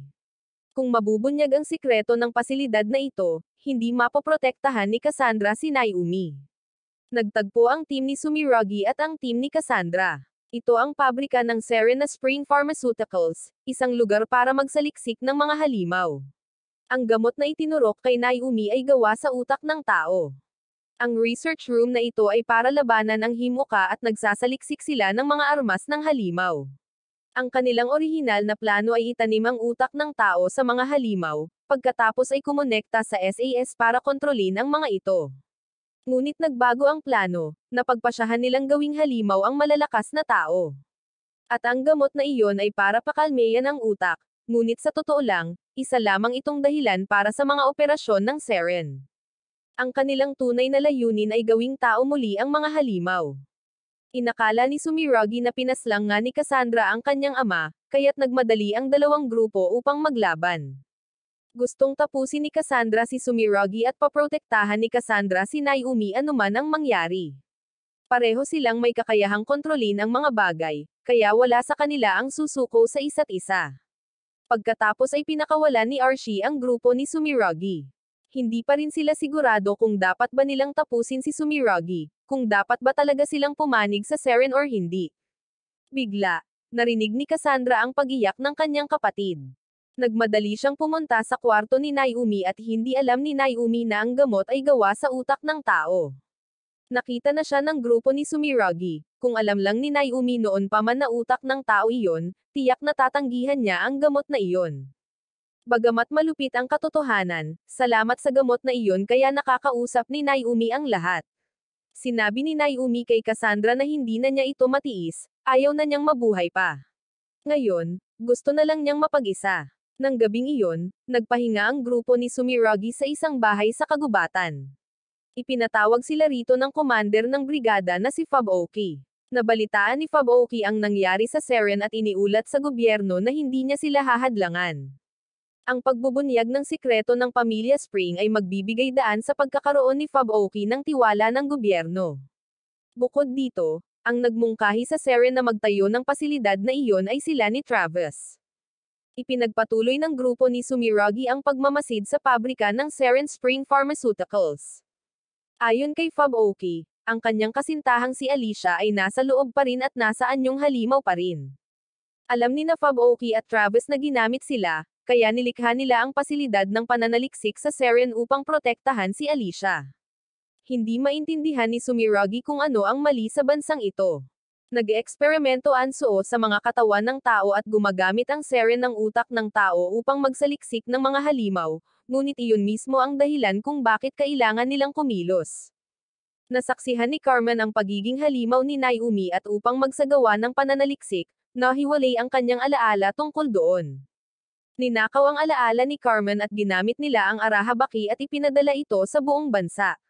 Sinabi ni Fab Oki na binigyan siya ng pahintulot na pumasok sa control area ng Arahabaki. Ang alaala ni Carmen ay kasalukuyang nakaimbak sa gusaling iyon. Naisip ni Sog-emi na ang paghihiwalay ng mga alaala ay magdudulot ng pinsala sa utak at sa gusaling iyon nakakulong si Carmen. Nang mga sandaling iyon, iniulat ni Wataru na matagumpay nilang nalusutan ang sistema ng seguridad. Agad na inutusan ni Sumiragi ang lahat na pumasok. Sa kabilang banda, nakatanggap si Archie ng balita mula kay Haruoka na ipinapatawag ni Travis ang lahat ng Team Cassandra. Nakatanggap si Travis ng mga ulat na sadyang hinayaan nilang makatakas ang grupo ni Sumiragi. Hiniling ni Travis na gamitin ng grupo ni Cassandra ang kanilang utak sa susunod dahil kahit siya ay hindi alam kung ano ang gagawin ng Seren kung kikilos sila ng may kalokohan. Kahit ayaw nang inumin ni Naomi ang gamot na iyon, inisip ni Travis na ang lugar na iyon lamang ang may kakayahang magligtas sa kanya. Bukod pa rito, tinawagan sila ni Travis dito upang pag-usapan ang tungkol sa gate ng Kun.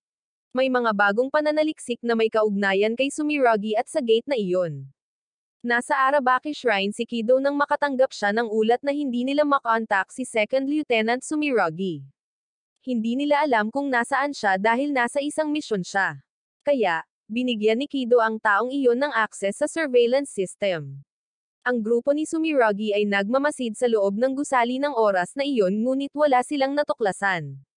Biglang may narinig na boses at si Carmen iyon. Dahan-dahan siyang lumapit sa kinaroroonan ni Sumiragi. Sa punong himpilan, naglalakad si Fab Oki sa pasilyo nang napapaligiran siya ng mga sundalo.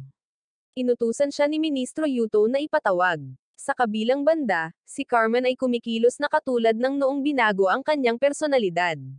Sinabi niya sa kanila na ang himika ang kailangang baguhin. Dahil dito, sumugod si Carmen at inatake sila ng may pagkabaliw. Ang kanyang kapangyarihan ay tumaas ng malaki. Biglang nagsimulang magulong muli ang memorya ni Sumiragi at hindi niya makontrol ang mga bagay at nabihag ni Carmen bilang isang bihag. Binalaan sila ni Carmen na ipapakita niya ang parusa para sa mga pambansang traidor kay Sumiragi. Sa panig ni Cassandra, ang mga salita ni Sumiragi mula 50 taon ang lumipas ay ganap na tumpak. Kailangan nilang tapusin si Sumiragi, ngunit sa buong panahong ito, nanahimik na lamang si Cassandra. Hindi na siya nagdedesisyon at nagalit si Shido kay Cassandra, sinabing kahit na palagi itong mayabang, kinikilala nito ang kakayahan nito. Iyon din ang dahilan kung bakit niya ito sinundan hanggang dito. Umasa si Shido na mas mapagkakatiwalaan ni Cassandra ang kanyang mga kasamahan sa koponan. Matapos mapalakas ang loob ng lahat, nagsalita rin si Cassandra tungkol sa kanyang iniisip. Naisip ni Cassandra na kailangan talaga nilang tapusin si Sumiragi upang iligtas ang mundo. Ngunit kahit na napatunayan na ng agham ang koneksyon sa pagitan ni Sumiragi at ng Kun Gate, nag-aalangan pa rin si Cassandra at nais na makahanap ng ibang paraan sa halip na tapusin si Sumiragi. Kung ganoon nga, lahat ay mananatili upang mag-isip ng paraan kasama si Cassandra. Naantig si Cassandra at nagpasalamat sa kanila. Nakatanggap si Travis ng balita sa oras na ito na darating si Fab Oki dito at nag-utos ng patuloy na pagsubaybay. Napanaginipan ni Sumiragi ang babae mula sa nakaraan. Nagising siyang gulat nang matagpuan ang sarili niyang mahigpit na nakatali sa isang upuan sa Research Institute. Hiniling ng doktor na gamitin ni Sumiragi ang brain power para tanggalin ang mga tali. Nagpumiglas si Sumiragi ngunit nabigo at nagpakita ang isang abiso. Matagumpay na nagpatuloy ang brain power suppression system, nagsisimula ng magproseso. Hindi lang si Sumiragi, kundi pati na rin ang kanyang mga kasamahan sa koponan ay nakakulong dito sa mga upuan. Tinanong ni Sumiragi ang doktor kung nasaan ito, kung sino siya. Sinabi ng doktor na nakilala niya si Sumiragi ng 17 beses 11 taon na ang nakalilipas. 11 taon na ang nakalilipas, si Sumiragi ay dating isang bell pepper, isang taong walang brain power, ngunit biglang nagkaroon ng brain power. Nagpatuloy ang doktor, may mga alaala pa rin si Sumiragi bilang isang bell pepper. Kaya sa tuwing gagamit siya ng brain power, naiipon ang brain damage, na humahantong sa mga alaala na minsan ay biglang nawawala. Ayon sa doktor, napakababa ng success rate ng paggamot sa mga ipinanganak na bell pepper sa buong bansa. Iilan lamang ang nagkaroon ng brain power, at sa iilang iyon, ang ilan ay natukoy na may mas malakas kaysa sa normal na brain power. Ito ang unang pagkakataon na nakatagpo niya ang kaso ni Sumiragi. Kaya hiniling niya na suriin ito upang mang-alap ng datos ng paggamot para sa mga susunod na kaso. Nang akmang kikilos na ang doktor, dumating si Fabuoki at ang kanyang mga kasamahan sa koponan at pinabagsak siya. Kailangan nilang umalis agad dahil alam ito ng extermination force at malapit na itong dumating. Bigla, napansin ni Sogemi ang mga halimaw na nagtitipon sa unahan. Binigyan ni Fabuoki si Sumiragi ng isang beses na password sa Arahabaki, sinabihan ang lahat na tumakbo habang siya ay nananatili upang pigilan ang mga halimaw. Paglabas ni Sumiragi, naghihintay na si Travis. Sinabi niya na sa wakas ay naging rebelde na si Sumiragi sa lungsod. Iniulat ng mga balita na ang pambansang bayani, si Sumiragi, ay itinuturing na ngayong isang rebelde at tinutugis. Nangangahulugan ito na hindi na makakabalik si Sumiragi sa Soo. Ngayon ay gusto ni Travis na imbitahan si Sumiragi sa panig ng Seren, ngunit tumanggi si Sumiragi. Parehong nabaliw ang Himuka at ang Seren at parehong kakaiba. Tinanong ni Travis si Sumiragi kung plano niyang patuloy na magtago kasama ang relihiyon sa Tojiso, iyon ay isang relihiyosong autonomous zone. Hindi ito ginalaw ng bagong pamahalaan ng Himuka. Dumating si Travis upang bigyan si Sumiragi ng gamot na iyon, sinabing kung gusto niyang pumunta sa Tojiso, dalhin mo ito. Dugo man ng tao or utak ng tao, kailangan niya itong inumin. Sa ganitong bilis, mawawala ang memorya at kakayahan ni Sumiragi sa pag-iisip. Ang gamot na ito ay makakatulong upang mapahaba ang oras. Kaya, kahit ayaw niya, kailangan niya itong inumin. Pagkasabi nito, pumasok si Travis sa gusaling iyon. Inutusan sila ni Wataru na umalis agad. Sa loob, nakikipaglaban si Fabuoki sa mga halimaw sa oras na ito. Siya ay lubos na pagod at isang higanteng halimaw ang lumapit sa kanya, ngunit dumating si Travis at pinaslang ito. Nang gabing iyon, nakita ni Kayuka si Cassandra na nakatayo at nag-iisip ng malalim at sinabihan itong pumunta sa Tojiso. Si Sumiragi ay inakusahan ng pagsira sa mga kagamitan ng gobyerno at walang humpay na tinutugis. Sino mang kamukha niya ay pinaghihinalaan at medyo masama na ang mga bagay-bagay ngayon. Pinupuri si Sumiragi bilang isang bayani at ngayon ay tinatrato na parang isang rebelde. Pumunta si Wataru sa grupo ni Sumiragi pagkatapos makipagkita sa commander ng brigada na si Fabuoki. Kung may mangyari sa grupo ni Sumiragi, kailangan nilang pumunta sa Tojiso para magtago. Hindi pa rin nila makontak si Fabuoki. Ang alam lang nila ay umalis na ito sa lumang ospital ng extermination force. Kung hindi dahil sa pagsadyap kay Fabuoki, malamang ay na-dissect na ng doktor na iyon ang utak ni Sumiragi ngayon.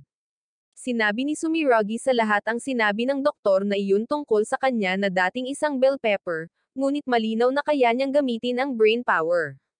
Naisip ni Sumiragi na ang mas mahalaga ngayon ay ang pag-iisip kung ano ang gagawin. Hindi na sila makakabalik sa Soo ngayon, ngunit hindi na iiba ang sitwasyon sa Seren at Soo. Iminungkahi ni Sumiragi na dapat silang pumunta sa Tojiso dahil ito ay isang relihiyosong autonomous zone at marahil ay makakahanap sila ng ilang impormasyon doon. Sinabi ni Hana na minsan niyang narinig ang kanyang tiyuhin na nakipagnegosasyon sa Tojiso tungkol sa mga opisyal na gawain, ngunit hindi niya alam kung ano. Naisip ni Jinma na kung ito ay may kaugnayan sa ospital ng puwersa ng Paglipol, kung gayon ay dapat itong may kaugnayan sa pananaliksik sa brain power or teknolohiya ng monsterization. Pagkatapos ng ilang talakayan, naisip ni Sumiragi na dapat silang pumunta sa Tojiso upang mag-imbestiga. Kung magpas siya ang kapitan, susunod ang iba pang mga miyembro. Nagpapas siya rin ang grupo ni Cassandra na pumunta sa Tojiso sa oras na ito. Nag-imbestiga si Haruoka at ang mga truck na pumapasok at lumalabas sa pasilidad ng pananaliksik ay tila madalas na naglalakbay sa pagitan ng Tojiso at ng pasilidad. Naisip ni Kayuka na ang mga hilaw na materyales para sa paggawa ng gamot na iyon ay maaaring inaangkat mula sa Tojiso. Naisip ni Kenjiro na ang sinabi ni Kayuka ay medyo imposible dahil ang kanyang bayan ay mayroon lamang mga relihiyosong grupo na sumasamba sa buwan. Wala silang pakialam sa mga halimaw, ngunit naisip ni Archie na ang kasaysayan ng Tojiso ay napakatanda na at marahil ay may isang bagay na hindi nila alam. Nagsisimula na rin silang mag-alinlangan sa kanilang pananampalataya kay Travis. Naisip ni Kayuka na dapat silang pumunta sa Tojiso dahil maaaring may mga pahiwatig upang mailigtas si Naomi. Tila pinipigilan sila ni Kenjiro na pumunta sa Tojiso sa buong panahong ito. Naisip ni Archie na hindi nila kailangang mag-alala tungkol kay Naomi dahil gusto ni Travis na protektahan ang pasilidad ng pananaliksik anuman ang mangyari. Kaya, hindi magiging madali para sa Seren na salakayin ito. Kaya, ang grupo ni Cassandra ay pupunta sa Tojiso. Mananatili si Haruoka upang bantayan ang mga kilos ng Seren at ang pasilidad ng pananaliksik. Nang gabing iyon, pinuntahan ni Cassandra si Naomi, ngunit ang masakit na sigaw lamang ng kanyang kapatid ang narinig. Sumumpa siya na ililigtas ang kanyang kapatid anuman ang mangyari. Bumalik kay Fubuki, lumabas na iniligtas siya ni Travis at nagising na lang siya sa kama ng ospital. Naalala ni Fubuki na ang araw na nagpatala si Alicia ay isang maganda at maaraw na araw din na tulad nito.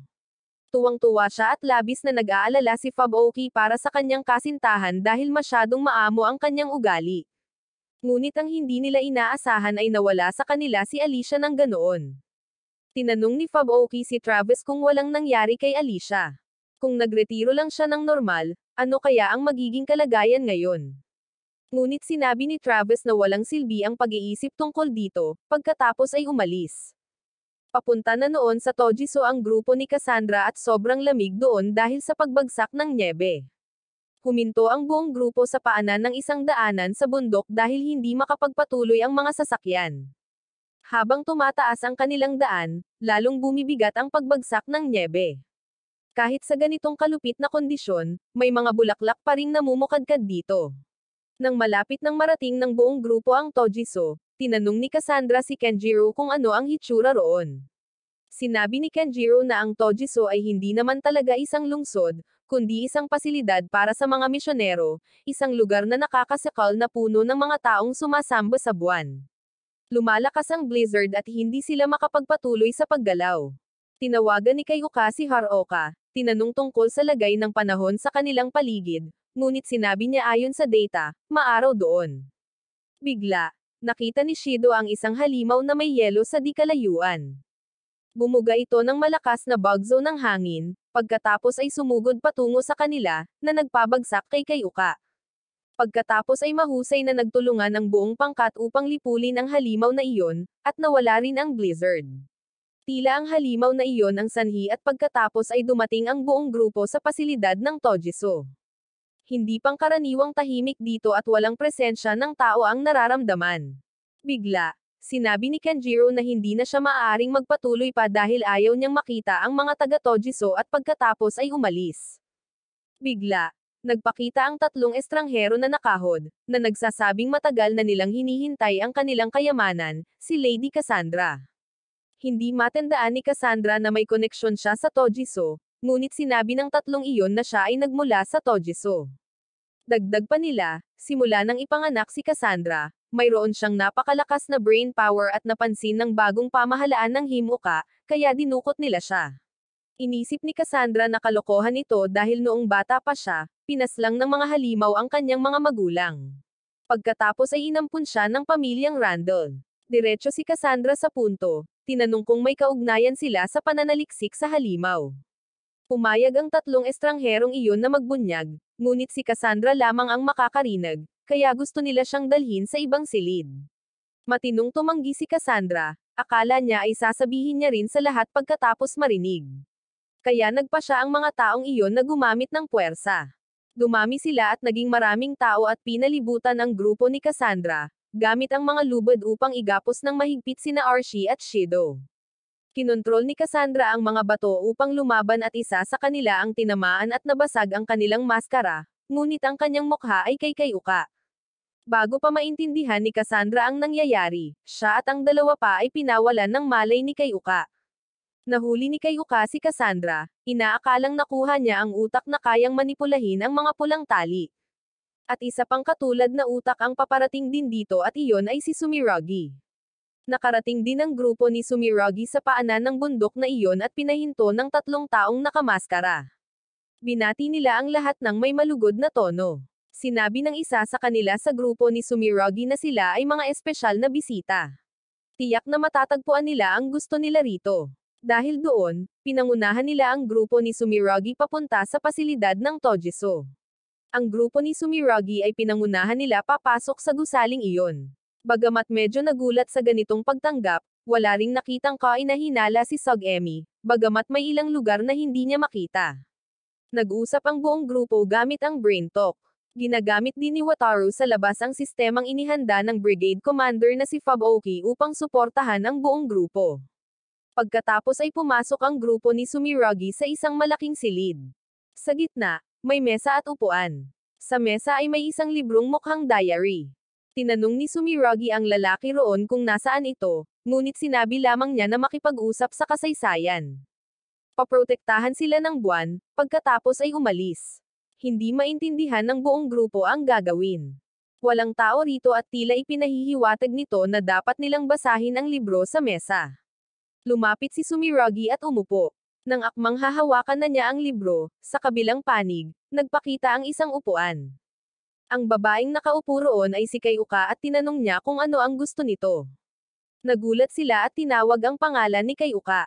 Bigla, parang mekanikal na nagsalita siya na may natagpuan siyang isang taong nagngangalang Kayuka at nagsimulang magbasa ng impormasyon.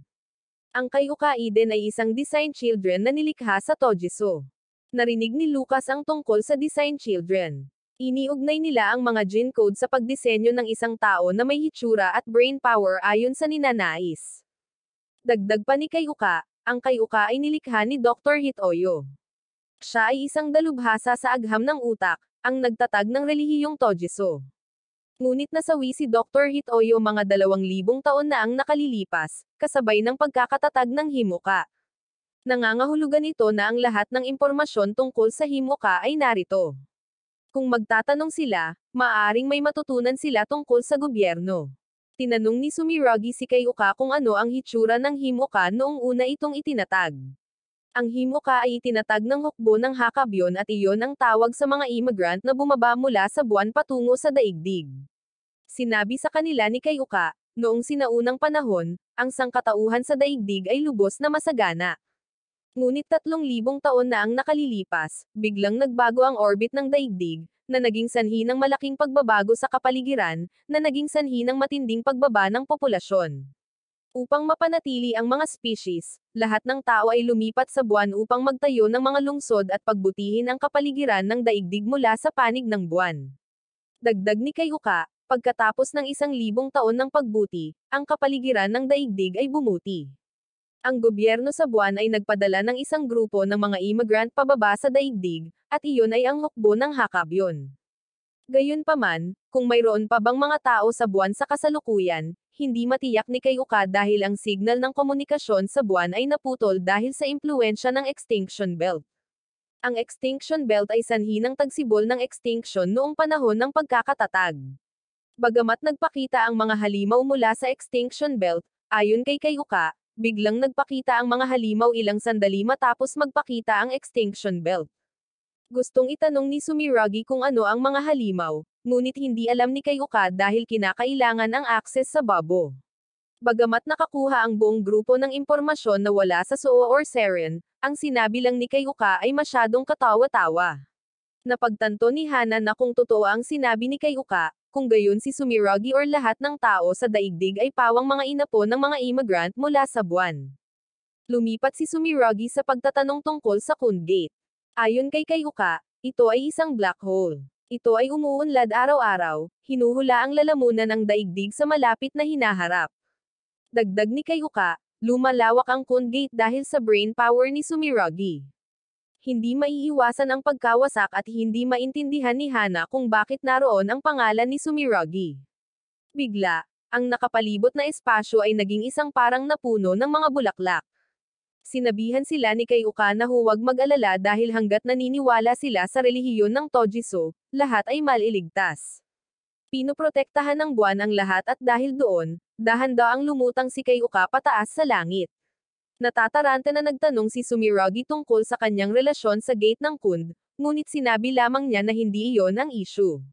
Ang mahalaga ay ang pagwawasto sa sansinukob upang makamit ang tamang kinabukasan, pag-aalay ng mga yumao na kaluluwa sa Mother Moon. Bumalik sa normal ang espasyo.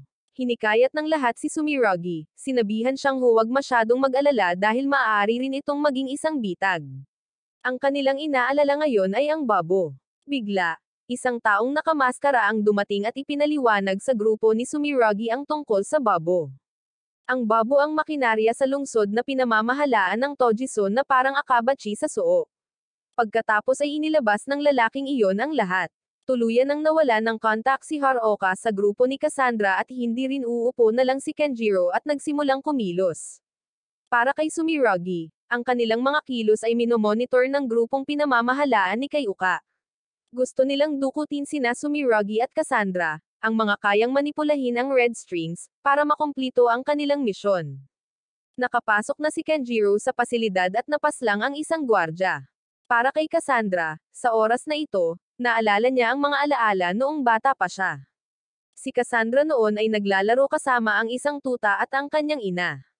Bigla, ang kanyang minamahal na aso ay pinaslang ng mga estranghero. Bamulong sila na ang pagpaslang sa alagang hayop ay hindi pa rin makapagpapagana ng brain power ni Cassandra. Niyakap ng ina ni Cassandra si Cassandra para protektahan siya at sa wakas, napagpasyahan nilang tapusin ang ina ni Cassandra mismo sa harap ng kanyang mga mata. At mula sa araw na nawala ang ina ni Cassandra, siya ay naging isang nilikhang psychic, ang kapangyarihan ng mga pulang string. Nagising si Cassandra na gulat at natagpuan ang kanyang sarili na nakahiga sa isang kama. Naalala niya ang panaginip na iyon at nakaramdam ng lungkot. Sa kabilang banda, sinusubukan ni Shido na buksan ang pinto, ngunit nabigo. Pinayuhan siya ni Archie na matulog ng kaunti, ngunit paano siya makakatulog? Iniisip ni Cassandra si Kayuka at hindi niya inaasahan na pagtataksilan niya sila. Pagkatapos ay may 3 taong nagdala ng damit para kay Cassandra. Biglang bumagsak ang sistema ng pagmamatsyag ng pasilidad at lahat ng 3 taong iyon ay natambarin. Lumabas na dumating si Kenjiro para iligtas si Cassandra. Pinaghihinalaan ni Cassandra na si Kenjiro ay tao ni Kayuka dahil umalis na ito kanina, ngunit pinayuhan niya itong gamitin ang kanyang utak dahil kung gayon, bakit pa siya pupunta para iligtas ito? Sinabi ni Kayuka na binalaan na niya sila na huwag pumunta sa Tojiso. Ngayon ay kailangan na nilang umalis dito, ngunit sa kasalukuyan, narito rin si Sumiragi, kaya sina Kenjiro at Cassandra ang magliligtas sa parehong grupo. Alam din ni Kayuka sa oras na ito ang tungkol sa pagpasok ni Kenjiro at inutusan ang mga tao na maghanap. Ngunit may kakayahang maging invisible si Kenjiro, kaya madali siyang makapagtago. Gamit ang aparatong kinuha mula sa gwardya kanina, alam na ngayon ni Kenjiro ang kasalukuyang lokasyon ng grupo ni Sumiragi. Dinala ang grupo ni Sumiragi sa isang silid na may mesa at libro. Tulad ng naunang silid, naghinala si Lucas dahil hinahayaan nilang makapasok ang mga tagalabas sa sistemang ito. Naisip ni Sumiragi na dapat silang mabilis na maghanap ng mga kinakailangang impormasyon at pagkatapos ay lumabas. Ngunit nang hawakan niya ang libro, walang nagpakita na imahe. Sa halip, bigla siyang natigilan at hindi makagalaw ang kanyang katawan. Ang pakiramdam ay parang noong nakakonekta sa SAS at hindi makagalaw ang grupo ni Sumiragi sa oras na ito. Nakarating na sina Kenjiro at Cassandra sa silid na naglalaman ng urban machine na babo, ngunit wala silang pahintulot na pumasok. Sinubukan ni Cassandra na kontaken si Sumiragi, ngunit hindi niya magawa. Sinabi ni Kenjiro na ang lugar na ito ay nakadiskonekta, ngunit sinabihan siya ni Cassandra na tumahimik. Sa ganitong bilis, ang utak ni Sumiragi ay makokontrol. Sinabi ni Cassandra na nararamdaman niya si Sumiragi at sinubukan niya itong tawagan gamit ang brain talk. Matapos subukang tumawag ng ilang sandali, narinig ni Sumiragi ang boses ni Cassandra. Sinabihan niya itong magdiskonekta ng mabilis. Sinubukan ni Sumiragi na gumalaw, ngunit nagawa niyang hilahin ang kanyang braso palayo sa libro, ngunit ang kanyang mga kasamahan sa koponan ay hindi makagalaw. Kaya hinugot ni Sumiragi ang kanyang espada at hiniwa ang librong iyon sa kalahati at nakagalaw na rin muli ang kanyang mga kasamahan sa koponan. Ngayon lang nila napagtanto ang kakaibang ugali ng mga taong ito. Sinabi ni Cassandra na ang layunin ng mga taong iyon ay ang mga pulang tali niya at ni Sumiragi, kaya ngayon kailangan na nilang umalis dito. Ngunit bago iyon, kailangan niya sila upang iligtas ang grupo ni Archie.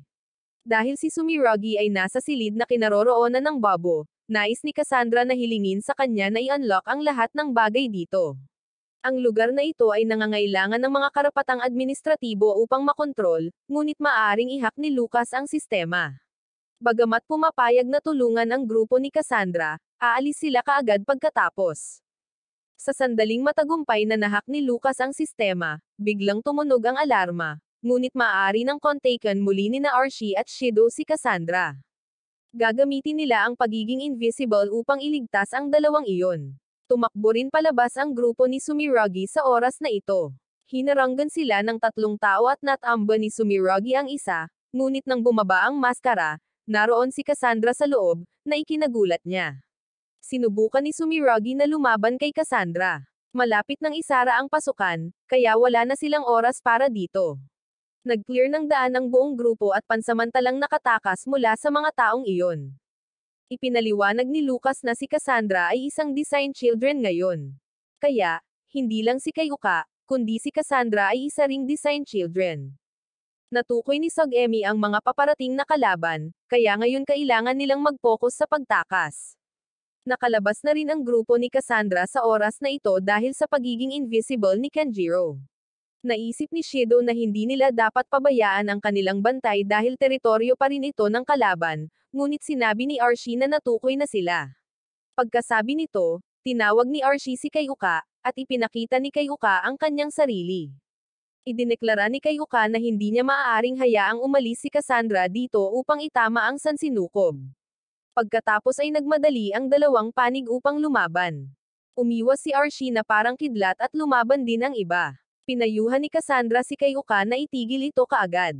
Ngunit sinabi ni Kayuka na ang nais ng Tojiso ay gamitin ang mga pulang tali ni Cassandra upang makamit ang tamang kinabukasan. Sumigaw si Cassandra sa mukha ni Kayuka na hindi ang Kayuka na ito ang taong kilala niya, gumising ka na. Pero inakala ni Kenjiro na artificial lamang ang sarili ni Kayuka, kaya malamang hindi ito mapapansin. Sumugod si Cassandra papunta kay Kayuka ngunit sinipa siya nito palayo hanggang sa puntong hindi na niya maipagpatuloy ang pakikipaglaban. Mabilis na nahuli ni Archie si Cassandra at inalis ni Kayuka ang kanyang gamit panglaban at papalapit na sana, ngunit pinigilan siya ni Shido. Humingi ng tawad si Kayuka sa kanila, hindi siya si Hitoyo, kundi si Kayuka Iden. Mahal niya si Cassandra at ang mga miyembro ng koponan. Hindi nila maintindihan kung bakit ginawa ito ni Kayuka at kung sino si Hitoyo.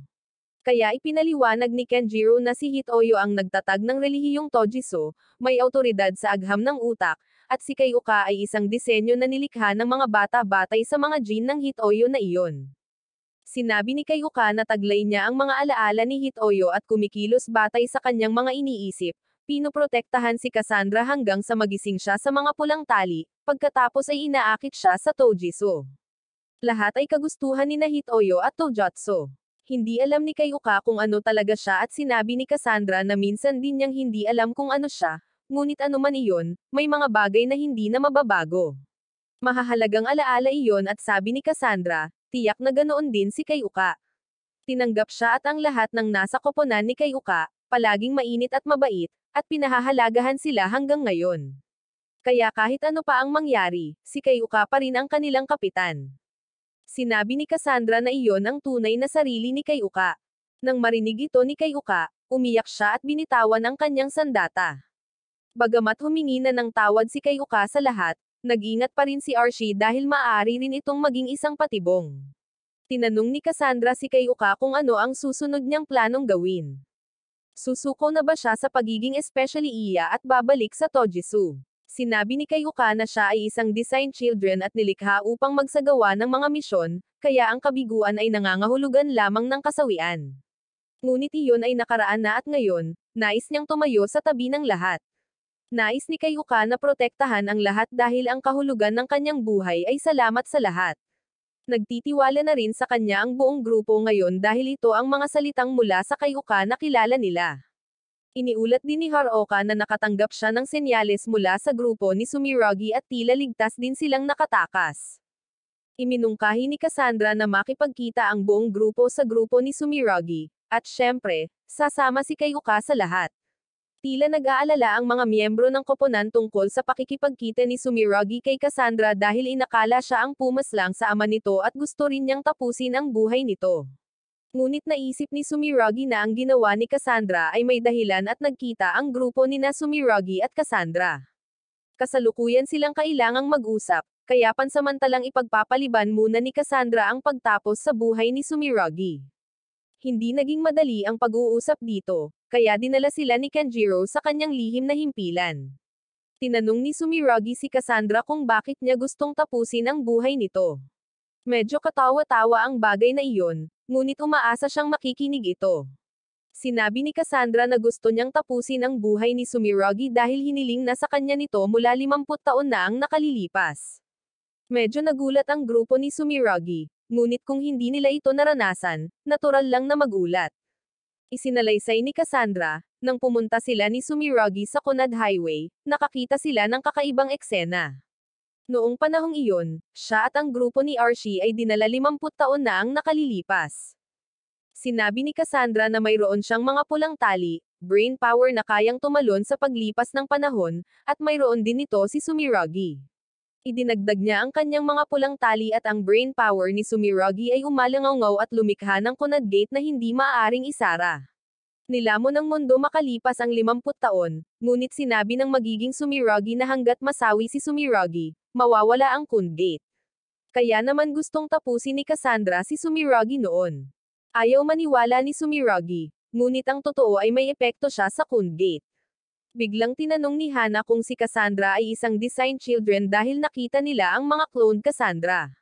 Sumang-ayon din si Cassandra sa kanila dahil bago iyon ay naalala niya ang mga alaala ng kanyang pagkabata noong nasa Tojisu sila at tinawag siyang design children. Pagkatapos ay humingi rin ng impormasyon si Cassandra mula sa panig ni Sumiragi. Ikinwento sa kanya ni Sumiragi ang tungkol sa mga taong nagmula sa buwan, ngunit hindi rin makapaniwala ang kabilang grupo. Ikinwento ni Sumiragi ang pagbabago ng kapaligiran. Hindi maaaring mabuhay ang mga tao sa Earth, kaya lumipat sila sa buwan. Pagkatapos, makalipas ang 1,000 taon, bumalik sila at nagtatag ng isang bansang tinatawag na Himoka. Naisip ni Shido na ito ay kalokohan, ngunit sinabi ni Kenjiro na tama ang katotohanan. Pareho ang paglipat sa buwan at ang pagbabalik sa Earth upang itatag ang Himoka. Nalito si Kayuka tungkol kay Kenjiro dahil nananatili pa rin ang mga alaala ni Hitoyo tungkol sa kanya, ngunit nasawi si Hitoyo 2,000 taon na ang nakalilipas. Nagtaka si Hana kung sino si Kenjiro at kung anong gusali ang kanilang kinaroroonan. Walang itinago si Kenjiro, nasa loob sila ng Hakabyon, ibig sabihin ay ang spaceship. Sinabi ni Kenjiro na sumakay siya sa ship na ito bilang isa sa grupo ng mga immigrant mula sa buwan patungo sa daigdig.